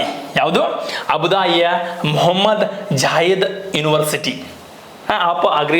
ಆರ್ಟಿಫಿಷಿಯಲ್ ಇಂಟೆಲಿಜೆನ್ಸಿಯ UAEಯ ಅಬುದಾಯಿದಲ್ಲಿದ್ದು, ಇದು UAE ಅಬುದಾಯಿದಾಗ ಐತೆ. ಆದ್ರೆ ಎಐಗೆ ಸಂಬಂಧಿಸಿದಂತ ವರದಿ ಪ್ರಕಾರ ಜಗತ್ತಿನ ಮೊದಲ ಕೃತಕ ಬುದ್ಧಿಮತ್ತೆ ವಿಶ್ವವಿದ್ಯಾಲಯ ಎಲ್ಲಿ ಅಂದ್ರೆ ಅಬುದಾಯಿದಾಗ ಐತಿ. ಇಷ್ಟ ಸಾಕ, ಬೇರೆ ಏನು ಕೇಳಬೇಡ. ನೆಕ್ಸ್ಟ್, ಜಗತ್ತಿನ ಮೊದಲ ಕೃತಕ ಬುದ್ಧಿಮತ್ತೆಯ ರೋಬೋಟ್ನ ಹೆಸರು ಸೋಫಿಯಾ ಐತ್ರಿ. ಇದ್ರ ಬಗ್ಗೆ ಮಾಹಿತಿ ಸ್ವಲ್ಪ ಕಲೆಕ್ಟ್ ಹಾಕೋಬೇಕ, ಇಂಪಾರ್ಟೆಂಟ್ ಐತಿ. ಹಾಂಗ್ಕಾಂಗ್ ಮೂಲದ ಕಂಪನಿ ಆದಂತಹ ಯಾವ ಕಂಪನಿ? ಹ್ಯಾನ್ಸನ್ ರೋಬೋಟಿಕ್ಸ್ ರವರ ಏನ್ ಮಾಡಿದಾರ, ಮೊದಲ ಸಾಮಾಜಿಕ ಹ್ಯೂಮನಾಯ್ಡ್ ರೋಬೋಟಿಕ್ಸ್ ನ ಸೋಫಿಯಾವನ್ನ 2016ರಲ್ಲಿ ಅಭಿವೃದ್ಧಿಪಡಿಸಿದರು. ಯಾರು ಪಡೆದರು? ಹಾಂಗ್ಕಾಂಗ್ ಇವರು ಪಡಿಸಿದಾರ. ಸೊ ಯಾವ ಒಂದು ಕಂಪನಿ? ಹ್ಯಾನ್ಸನ್ ರೋಬೋಟಿಕ್ಸ್ನವರು ಏನು ಮಾಡಿದ್ರಪ್ಪ ಅಂದ್ರೆ ಅಭಿವೃದ್ಧಿಪಡಿಸಿದರು. ಇದೇನು ಮಾಡಿತ್ತು ಅಂದ್ರೆ 2017 ಸೋಫಿಯಾ ರೋಬೋಟ ಈ ಸೌದಿ ಅರೇಬಿಯಾ ಪೌರತ್ವವನ್ನು ಪಡೆಯಿತು. ಈ ಮೂಲಕ ಮೊದಲ ಪೌರತ್ವವನ್ನು ಪಡೆದಂತಹ ಒಂದು ರೋಬೋಟ್ ಇದಾಗೈತಿ, ಸೋಫಿಯಾ ರೋಬೋಟ್. 2017 ಇಂಥವು ಮಾಹಿತಿಗಳು ಗೊತ್ತಿರ್ಬೇಕು. ಇವು ಇಂಪಾರ್ಟೆಂಟ್ ಮಾಹಿತಿಗಳಾಗ್ತಾವೆ. ಇದಾಯ್ತ್ರೆ, ಇದು ಜಗತ್ತಿನ. ಇನ್ನು ಮುಂದೆ ನಮ್ಮ ಇಂಡಿಯಾದಾಗ ಏನಾರದವನ್ರಿ, ಭಾರತಕ್ಕೆ ಸಂಬಂಧಿಸಿದಂಥ ಕೆಲವು ಆರ್ಟಿಫಿಷಿಯಲ್ ಇಂಟೆಲಿಜೆನ್ಸ್ಗಳು ಏನದ? ದೇಶದ ಮೊದಲ ಕೃತಕ ಬುದ್ಧಿಮತ್ತೆ ಶಿಕ್ಷಕಿಯನ್ನು ಹೊಂದಿದಂಥ ಶಾಲೆ ಯಾವುದು ಅಂದ್ರೆ ಕೇರಳದ ಐರಿಸ್. ಏನಾಗೈತೆ ಅಂದ್ರೆ ಕೇರಳದ ತಿರುವನಂತಪುರದಲ್ಲಿ ಇರ್ತಕ್ಕಂತಹ KTCT ಹೈಯರ್ ಸೆಕೆಂಡರಿ ಸ್ಕೂಲ್ನಲ್ಲಿ ಐರಿಸ್ ಎಂಬ ಒಂದು ಏನು ಮಾಡ್ಯಾರ ಅಂದ್ರೆ ಕೃತಕ ಬುದ್ಧಿಮತ್ತೆಯ ಒಂದು ಹ್ಯುಮನಾಯ್ಡ್ ಶಿಕ್ಷಕಿಯನ್ನ ಹೊಂದುವ ಮೂಲಕ ಕೃತಕ ಬುದ್ಧಿಮತ್ತೆ ಶಿಕ್ಷಕಿಯನ್ನು ಹೊಂದಿದ್ದ ದೇಶದ ಮೊದಲ ಶಾಲೆ ಎಂಬ ಹೆಗ್ಗಳಿಕೆ ಯಾವ್ದು ಪಡೆದೈತಿ ಅಂದ್ರೆ ಕೇರಳ ಪಡೆದೈತಿ ರೀ. ಕೇರಳ ಪಡೆದೈತಿ ಭಾರತದ ಮೊದಲು. ಓಕೆ, ನೆಕ್ಸ್ಟ್ ದೇಶದ ಮೊದಲ ಕೃತಕ ಬುದ್ಧಿಮತ್ತೆಯ ಟಿವಿ ನಿರೂಪಕಿ. ಈಗಿನ ಟಿವಿ ನಿರೂಪಕಿ ಇರ್ತಾರಲ್ಲ, ಸೊ ಅವ್ರು ಆ್ಯಂಕರಿಂಗ್ ಮಾಡವ್ರ. ದೇಶದಾಗ ಮೊದಲು ಯಾರಪ್ಪ ಅಂದಾಗ ಸನ್ನ ಈ ಸನ್ನ ಅವ್ರು ಏನು ಮಾಡಿ, ಸನ್ನ ಎಂಬ ಹೆಸರಿನ ಒಂದು ಹಿಂದಿ ಚಾನಲ್ ರೀ, ಆಜ್ ತಕ್ ಎಂಬ ಹಿಂದಿ ಚಾನಲ್ದಾಗ ಈ ಸನ್ನ ಎಂಬ ಒಂದು ರೋಬೋಟ್ ಅನ್ನ ತೆಗೆದುಕೊಂಡು ಬಂದಾರ. ದೇಶದ ಮೊದಲ ಕೃತಕ ಬುದ್ಧಿಮತ್ತೆ ಟಿವಿ ನಿರೂಪಕಿ ಇವರಾಗಿರ್ತಾರ ಆಜ್ ತಕ್ದಾಗ. ಇಲ್ಲದಾರಲ್ಲ ಇದು ರೋಬೋಟ್ ಇದೆ. ಓಕೆ, ಹುಡುಗಲ್ಲಕ್ಕಿ ಮತ್ತೆ. ಓಕೆ, ನೆಕ್ಸ್ಟ್ ಕನ್ನಡದಲ್ಲಿ ಸೌಂದರ್ಯ ಎಂಬ ನಿರೂಪಕಿಯನ್ನ ಪವರ್ ಟಿವಿದವ್ರು ಕೊತ್ತಂದ್ರ ಮಾಯಾ ಎಂಬ ಹೆಸರಿನ ಒಂದು ಕೃತಕ ಬುದ್ಧಿಮತ್ತೆಯ ಟಿವಿ ನಿರೂಪಕಿಯನ್ನ ತಂದಿರ್ತಾರ. ಯಾರಪ್ಪ ಅಂದಾಗ ನ್ಯೂಸ್ ಫಸ್ಟ್ ಅವರ ಮಾಯಾ. ನೆಕ್ಸ್ಟ್ ಕನ್ನಡದಲ್ಲಿ ಸೌಂದರ್ಯ ಎಂಬ ನಿರೂಪಕಿಯನ್ನ ಪವರ್ ಟಿವಿದವರ ಪರಿಚಯಿಸ್ತಾರೆ. ಸೊ ನೆಕ್ಸ್ಟ್ ನೋಡ್ರಿ, ಒಡಿಸ್ಸಾ ರಾಜ್ಯದ OTVU ನೋಡ್ರಿ, ಒಡಿಸ್ಸಾ ರಾಜ್ಯದ OTVಯ ಮೊದಲ AI ವಾರ್ತಾ ನಿರೂಪಕಿಯಾಗಿ AI ಲೀಸಾ ಒಡಿಸ್ಸಾದ OTV ಅದನ್ನು OTV ಇಲ್ಲಿ ಮೊದಲ ವಾರ್ತಾ ನಿರೂಪಕಿಯಾಗಿ ಇದು ನಮ್ಮ ಭಾರತದಾಗ ಒಡಿಸ್ಸಾದಾಗ AI ಲೀಸಾ ಆಗಿರ್ತಾರೆ. ಸೊ ಒಂದೊಂದನ್ನು ನೀಟಾಗಿ ಕೇಳಿದ್ದಾದ್ರೆ ಇದು ಆನ್ಸರ್ ಇದು ಅರ್ಥ ಆಕೈತೆ ಅಂತ ಹೇಳ್ತೇನೆ ನಾನು. ಓಕೆ, ನೆಕ್ಸ್ಟ್ ಕ್ವಶನ್ ಏನೈತಿ, 2023ನೇ ಸಾಲಿನ ಭಾಷಾಂತರ ನೋಡ್ರಿ, 2023ನೇ ಸಾಲಿನ ಭಾಷಾಂತರ ವಿಭಾಗದ ಕೇಂದ್ರ ಸಾಹಿತ್ಯ ಅಕಾಡೆಮಿಯ ಪ್ರಶಸ್ತಿಗೆ ಭಾಜನರಾದಂತಹ ಇಬ್ಬರು ಕನ್ನಡಿಗರು ಯಾರು? ಕನ್ನಡೆಯನ್ನ ಕುಣಿದಾಡುಗಮನ ಕನ್ನಡೆಯನ್ನ ಕಿವಿ ನಿಮಿರುವುದು. ಓಕೆ, ಕನ್ನಡ. ಸೊ ಎದ್ದರು ಕನ್ನಡ, ಬಿದ್ದರು ಕನ್ನಡ, ಮಲಗಿದ್ರು ಕನ್ನಡ, ಎಲ್ಲಿ ಹೋಗಿ ಕನ್ನಡ, ಎಲ್ಲಾದರೂ ಇರು, ಎಂತಾದರೂ ಇದು, ನೀನು ಎಂದೆಂದಿಗೂ ಏನಾಗಿರಪ್ಪ ಕನ್ನಡ ಆಗಿರು. ನಮ್ಮ ಕನ್ನಡದಾಗ ಏನಪ್ಪಾ ಅಂದ್ರೆ ಇಬ್ಬರು ಕನ್ನಡಿಗರಿಗೆ ಏನು ಮಾಡ್ಯಾರು, 2023ನೇ ಸಾಲಿನ ಭಾಷಾಂತರ ವಿಭಾಗದಲ್ಲಿ ಕೇಂದ್ರ ಸಾಹಿತ್ಯ ಪ್ರಶಸ್ತಿಯನ್ನ ನೀಡಿದಾರು. ಏನಪ್ಪಾ ಅಂತಂದ್ರೆ ನೀಡಿದಾರ್ರಿ. ಅವ್ರು ಯಾರಪ್ಪ ಅಂದಾಗ ಇಬ್ಬರು ಕನ್ನಡಿಗರು. ಒಬ್ಬರು ಯಾರಪ್ಪ ಅಂದ್ರೆ ಮೊದಲ ಭಾಜನರಾದಂತಹ ಕನ್ನಡಿಗ KK ಗಂಗಾಧರನ್. ಇವ್ರು ಏನು ಮಾಡ್ಯಾರ ಅಂದಾಗ ಮಲಯಾಳಂ ಹಲವು ಕವಿಗಳನ್ನು ಬರೆದಂತಹ ಕಥೆಗಳನ್ನ KK ಗಂಗಾಧರನ್ ಅವರ ಮಲಯಾಳಂ ಕಥೆಗಳು ಎಂಬ ಹೆಸರಿನ ಕನ್ನಡಕ್ಕೆ ಅನುವಾದ ಮಾಡಿದ್ದಾರೆ. ಇವ್ರು ಏನ್ ಮಾಡ್ಯಾರು, ಮಲಯಾಳಂ ಇದ್ದ ಕನ್ನಡಕ್ಕೆ ಅನುವಾದ ಮಾಡಿದಾರಲ್ಲ. ಓಕೆ, ಅದಕ್ಕೆ ಏನ್ ಮಾಡ್ಯಾರು, ಇವ್ರಿಗೆ ಪ್ರಶಸ್ತಿ ಬಂದದೆ. ನೆಕ್ಸ್ಟ್ ಈ ಮೇಡಮ್ ಅವ್ರು ಏನ್ ಮಾಡಿದಾರೆ, ಪ್ರಶಸ್ತಿಗೆ ಭಾಜನರಾದಂತಹ ನಾಗರತ್ನ ಹೆಗಡೆ ಮೇಡಮ್ ಅವರು ಇನ್ಫೋಸಿಸ್ ನ ಫೌಂಡೇಶನ್ ಅಧ್ಯಕ್ಷ ಆದಂತಹ ತಾಯಿ ಸುಧಾಮೂರ್ತಿ ಅವರ ಒಂದು ಈ ಕೃತಿ ಆದಂತಹ ಮಕ್ಕಳಿಗೆ ನನ್ನ ನೆಚ್ಚಿನ ಕೃತಿಗಳನ್ನ ಇವ್ರು ಏನ್ ಮಾಡಿದಾರು, ಇವ್ರು ಏನ್ ಮಾಡಿದಾರು, ಸಂಸ್ಕೃತಕ್ಕೆ ಏನ್ ಮಾಡಿದಾರೆ, ಸಂಸ್ಕೃತಕ್ಕೆ ಏನ್ ಮಾಡಿದಾರೆ ಅಂದ್ರೆ ಭಾಷಾಂತರವನ್ನು ಮಾಡಿದಾರು. ಯಾರು? ನಾಗರತ್ನ ಹೆಗಡೆ ಅವರು. ಈ ಸಂಸ್ಕೃತಕ್ಕೆ ಮಾಡಿದಾರ್ರಿ ಭಾಷಾಂತರ. ಇವ್ರು ಏನ್ ಮಾಡ್ಯಾರು, ಕನ್ನಡದಿಂದ ಮಲಯಾಳಂದಿಂದ ಏನ್ ಮಾಡಿದಾರು, ಮಲಯಾಳಂ ಕಥೆಗಳನ್ನ ಕನ್ನಡಕ್ಕೆ ಭಾಷಾಂತರ ಮಾಡಿದ್ದಾರೆ. ಇದಕ್ಕೋಸ್ಕರ ಭಾಷಾಂತರ ವಿಭಾಗದಲ್ಲಿ ಕೇಂದ್ರ ಸಾಹಿತ್ಯ ಅಕಾಡೆಮಿ ಪ್ರಶಸ್ತಿಯನ್ನ ಈ ಇಬ್ಬರಿಗೆ ಕೊಟ್ಟಿದ್ದಾರೆ. ಹೆಸರು ನೆನಪಿಟ್ಕೋರಿ, KK ಗಂಗಾಧರನ್ ಮತ್ತು ನಾಗರತ್ನ ಹೆಗಡೆ ಅವರು. ಓಕೆ, ನೆಕ್ಸ್ಟ್ 2023ನೇ ಸಾಲಿನ ಭಾಷಾಂತರ ವಿಭಾಗದ ಕೇಂದ್ರ ಸಾಹಿತ್ಯ ಅಕಾಡೆಮಿ ಪ್ರಶಸ್ತಿಯನ್ನ 2024ರಂದು ಪ್ರಕಟಿಸಲಾಯಿತು. 23, 24 ಪ್ರಕಟಣೆ ಮಾಡ್ಯಾರ. ಓಕೆ, ಇಬ್ಬರ ಕನ್ನಡಿಗರ ಪ್ರಶಸ್ತಿ ಒಲಿದಿದೆ. ಇಬ್ಬರಿಗೆ ಒಲಿದೈತಿ. ಹಂಗಾರ ಕನ್ನಡದ KK ಗಂಗಾಧರನ್ ಮತ್ತು ನಾಗರತ್ನ ಹೆಗಡೆ ಅವರಿಗೆ ಈ ಪ್ರಶಸ್ತಿಯನ್ನ ಕೊಡಲಾಯಿತು, ನೋಡಿದೀವಿ. ನೆಕ್ಸ್ಟ್ ಕೇಂದ್ರ ಸಾಹಿತ್ಯ ಅಕಾಡೆಮಿಯ ಅಧ್ಯಕ್ಷರಾದಂತಹ ಮಾಧವನ್ ಕೌಶಿಕ್ ಅವರು ಅಧ್ಯಕ್ಷತೆಯಲ್ಲಿ ನವದೆಹಲಿಯಲ್ಲಿ ರವೀಂದ್ರ ಭವನದಲ್ಲಿ ನಡೆದಂತಹ ಸಾಹಿತ್ಯ ಅಕಾಡೆಮಿಯ ಕಾರ್ಯಕಾರಿ ಮಂಡಳಿಯಲ್ಲಿ 24 ಭಾಷೆಗಳ ಸಮಿತಿಯ ಶಿಫಾರಸು ಮೇರೆಗೆ ಈ ಒಂದು ಪ್ರಶಸ್ತಿಯನ್ನು ಪ್ರದಾನ ಮಾಡಲಾಯಿತು. ಇಷ್ಟು ಗೊತ್ತಿದ್ದರೆ ಸಾಕು. ಓಕೆ, ನಾಗರತ್ನ ಮೇಡಮ್ ಅವರ. ನೆಕ್ಸ್ಟ್ ಗಂಗಾಧರ ಅವರು ಗೊತ್ತಿರಲಿ. ನೆಕ್ಸ್ಟ್ ನೋಡ್ರಿ, ಪ್ರಸಾರ ಭಾರತೀಯ ನೂತನ ಮುಖ್ಯಸ್ಥರಾಗಿ ಯಾರು ನೇಮಕವಾಗಿದ್ದಾರೆ? ಬಹಳ ಇಂಪಾರ್ಟೆಂಟ್ ಕ್ವಶನ್ಸ್. ಪ್ರಸಾರ ಭಾರತೀಯ ನೂತನ ಮುಖ್ಯಸ್ಥರಾಗಿ ನವನೀತ್ ಕುಮಾರ್ ಸೆನೆಗಲ್ ಅವರು ಏನ್ ಮಾಡಿದಾರಪ್ಪ ಅಂದ್ರೆ ಆಯ್ಕೆಯಾಗಿದ್ದಾರ್ರಿ. ಹಾಗಿದ್ದಾಗ ಕೇಂದ್ರ ಸರ್ಕಾರ ನಿವೃತ್ತಿಯ IAS ಅಧಿಕಾರಿಯಾಗಿರುವಂತಹ ನವನೀತ್ ಕುಮಾರ್ ಸೆನೆಗಲ್ ಅವರು ಪ್ರಸಾರ ಭಾರತೀಯ ನೂತನ ಅಧ್ಯಕ್ಷರಾಗಿ 2024 ಮಾರ್ಚ್ ನಲ್ಲಿ ನೇಮಕ ಮಾಡಿದರೆ ಹಂಗಾರೆ 2020 ಫೆಬ್ರವರಿ ಒಳಗೆ ಯಾರಿದ್ರು ಪ್ರಸಾರ ಭಾರತೀಯ CEO ಅಂತ ಕರೀತಾರೋ, ಪ್ರಸಾರ ಭಾರತೀಯ ಅಧ್ಯಕ್ಷ ಯಾರಿದ್ರು ಅಂದ್ರೆ ಎಂ ಸೂರ್ಯಪ್ರಕಾಶ್ ಅವರಿದ್ರು. ಎಂ ಸೂರ್ಯಪ್ರಕಾಶ್ ಅವರಿದ್ರಿ. ಸೂರ್ಯಪ್ರಕಾಶ್ ಅವರು ಕರ್ತವ್ಯದ ಅವಧಿಯಲ್ಲಿ ಏನಪ್ಪಾ ಅಂದ್ರೆ ಮುಗಿದ ಹಿನ್ನೆಲೆಯಲ್ಲಿ ಯಾರನ್ನ ನವನೀತ್ ಕುಮಾರ್ ಸೆನೆಗಲ್ ಅವರನ್ನ ಆಯ್ಕೆ ಮಾಡಿರ್ತಾರ. ಸೊ ಭಾಳ ಈ ಸೂರ್ಯಪ್ರಕಾಶ್ ಅವರು ಭಾಳ ಆರ್ಟಿಕಲ್ ಅನ್ನ ಬರೀತಿದ್ದಾರೆ ನೋಡ್ರಿ, ಭಾಳ ಚಂದ ಆರ್ಟಿಕಲ್ ಬರೀತಿರ್ತಾರೆ. ಪ್ರಜಾವಾಣಿದಾಗ ನೋಡಿರ್ಬೋದು ಸೂರ್ಯಪ್ರಕಾಶ್ ಅವರು. ನೆಕ್ಸ್ಟ್ ಪ್ರಸಾರ ಭಾರತೀಯ ಸಂಸ್ಥೆ ಬಗ್ಗೆ ಮಾಹಿತಿ ನೋಡ್ರಿ. ಮಾಹಿತಿ ಅದ ಇಲ್ಲಿ ಸ್ಥಾಪನೆಯಾಗಿದ್ದು 1997 ನವೆಂಬರ್ 23. ನೆಕ್ಸ್ಟ್ ಕೇಂದ್ರ ಕಚೇರಿ ಇರೋದು ನವದೆಹಲಿಯಲ್ಲಿ. ಸೊ ಮೇಲ್ವಿಚಾರಣಾ ಸಚಿವಾಲಯ, ಕೇಂದ್ರ ಮಾಹಿತಿ ಮತ್ತು ಪ್ರಸಾರ ಖಾತೆ ಸಚಿವರು ಇರ್ತಾರೆ. ನೆಕ್ಸ್ಟ್ ವಿಶೇಷತೆ ನೋಡ್ರಿ. ವಿಶೇಷತೆ ಸಂಸತ್ತಿನ ಕಾಯ್ದೆ ಅನ್ವಯ ಸ್ಥಾಪನೆಯಾಗಿರತಕ್ಕಂತಹ ಶಾಸನಬದ್ಧ ಸ್ವಾಯತ್ತತಾ ಸಂಸ್ಥೆ ಆಗಿರ್ತದೆ ಇದು. ನೆಕ್ಸ್ಟ್ ಭಾರತದ ದೂರ ಸಂಪರ್ಕ ವಲಯ ನಿಯಂತ್ರಣ ಘಟಕ ಎನಿಸಿರುವ ಭಾರತದ ದೂರ ಸಂಪರ್ಕ ನಿಯಂತ್ರಣ ಪ್ರಾಧಿಕಾರ TRAI, telecom regulatory authority of India, telecom regulatory authority of ಇಂಡಿಯಾದವರು 1997 ಕಾಯ್ದೆ ಅನ್ವಯ 1997 ಫೆಬ್ರವರಿ 20ರಂದು ಸ್ಥಾಪನೆಯಾಗಿದ್ದು ಕೇಂದ್ರ ಸಂಪರ್ಕ ಸಚಿವಾಲಯದ ಅಧೀನದಲ್ಲಿದೆ. ಟ್ರಾಯ್ನ ನೂತನ ಮುಖ್ಯಸ್ಥರಾಗಿ ಇತ್ತೀಚೆಗೆ ಅನಿಲ್ ಕುಮಾರ್ ಲಾಹೋಟಿ ಅವರು ನೇಮಕವಾಗಿದ್ದಾರೆ. ಸೊ ಈ ಟ್ರಾಯ್ ನೆನಪಿರಲಿ, telecom regulatory authority of India. Okay, ಹಿಂಗಿರ್ತದ, ಅದನ್ನ ನೋಡ್ಕೊರಿ. ಅದರ ಅಧ್ಯಕ್ಷರು ಯಾರಿರ್ತಾರೋ ಅನಿಲ್ ಕುಮಾರ್ ಲಾಹೋಟಿ ಅವರು ಇರ್ತಾರ. ನೆನಪಿರ್ಬೇಕು. ಪ್ರಸಾರ ಭಾರತಿ ಬಗ್ಗೆ ಎಕ್ಸಾಮ್ದಾಗ ಕೇಂದ್ರ ಕಚೇರಿ ನವದೆಹಲಿ ಒಳಗೆ ಇರ್ತದ. ಯಾವುದು ನವದೆಹಲಿ ಒಳಗೆ ಇರ್ತದ್ರಿ, ಭಾಳ ಇಂಪಾರ್ಟೆಂಟ್. ನೆಕ್ಸ್ಟ್ ಏನದ ನೋಡ್ರಿ ಈಗ. ನೆಕ್ಸ್ಟ್ ಓಕೆ, ಥ್ಯಾಂಕ್ ಯು ಸ್ನೇಹಿತರೆ, ಇದಾಗಿರ್ತದ. ಸೊ ಇವತ್ತಿನ ಒಂದು ಸ್ಪರ್ಧಾ ವಿಜೇತದ ನಿಮ್ಮ ಜೀವನದ ವಿಜೇತದ ತರಗತಿ. ಸೊ ಭಾಳ ಹೆವಿ ಇರ್ತದೆ ಇದು. ಸೊ ನೋಡ್ರಿ, ಏನಪ್ಪ ಅಂದ್ರೆ ಸ್ಕಿಪ್ ಮಾಡ್ದ ಸಲೀಸಾಗಿ ಚೆನ್ನಾಗಿ ನೋಡಿದ್ದಾಗಿತ್ತಂದ್ರೆ ನಿಮ್ಮ ಮಾರ್ಕ್ಸ್ ಎಲ್ಲಿಯೂ ಮಿಸ್ ಆಗಲ್ಲ ಅಂತ ಹೇಳ್ತೀನಿ ಸ್ನೇಹಿತರೆ. ಇದೇ ರೀತಿ ಮುಂದಿನ ತರಗತಿಗಳನ್ನ ತೆಗೆದುಕೊಂಡು ಬರ್ತೀನಿ. ಸೊ ನಿಮ್ಮ ಎಲ್ಲರ ಸಹಕಾರ, ನಿಮ್ಮ ಎಲ್ಲರ ಪ್ರೀತಿ, ವಿಶ್ವಾಸ, ಆಶೀರ್ವಾದ ನಮ್ಮ ಈ ಟಾರ್ಗೆಟ್ ಕೋಚಿಂಗ್ ಸೆಂಟರ್ ಮೇಲೆ ಇರಲಿ ಅಂತ ಹೇಳ್ತಾ, ಇನ್ನೂ ಹೆಚ್ಚು ಈ ವಿಡಿಯೋನ ಮಾಡಲು ನಿಮ್ಮ ಸಹಕಾರ ಬೇಕಿರ್ತದೆ ಸ್ನೇಹಿತರೆ. ನಮ್ಮ ತರಗತಿಗಳು ಇಷ್ಟವಾದಲ್ಲಿ ಲೈಕ್ ಮಾಡಿರಿ, ಕಮೆಂಟ್ ಮಾಡಿರಿ, ಶೇರ್ ಮಾಡಿರಿ. ಸೊ ಸಾಧ್ಯವಾದರೆ ನಿಮ್ಮ ಸ್ನೇಹಿತರಿಗೆ ಕಾಣುವಂಗ ಸ್ಟೇಟಸ್ ಇಡ್ರಿ. ಓಕೆ, ಮ್ಯೂಟ್ ಮಾಡಿ ಇಡಕ್ಕೆ ಹೋಗ್ಬೇಡ್ರಿ, ನಿಮ್ಮ ಸ್ನೇಹಿತರಿಗೆ ಕಾಣುವಂಗ ಸ್ಟೇಟಸ್ ಇಡ್ರಿ ಅಂತ ಹೇಳ್ತಾ ಈ ಒಂದು ತರಗತಿಯನ್ನು ಮುಗಿಸ್ತಾ ಇದ್ದೀನಿ ಸ್ನೇಹಿತರೆ. ಜೈ ಹಿಂದ್, ಜೈ ಕರ್ನಾಟಕ ಮಾತೆ.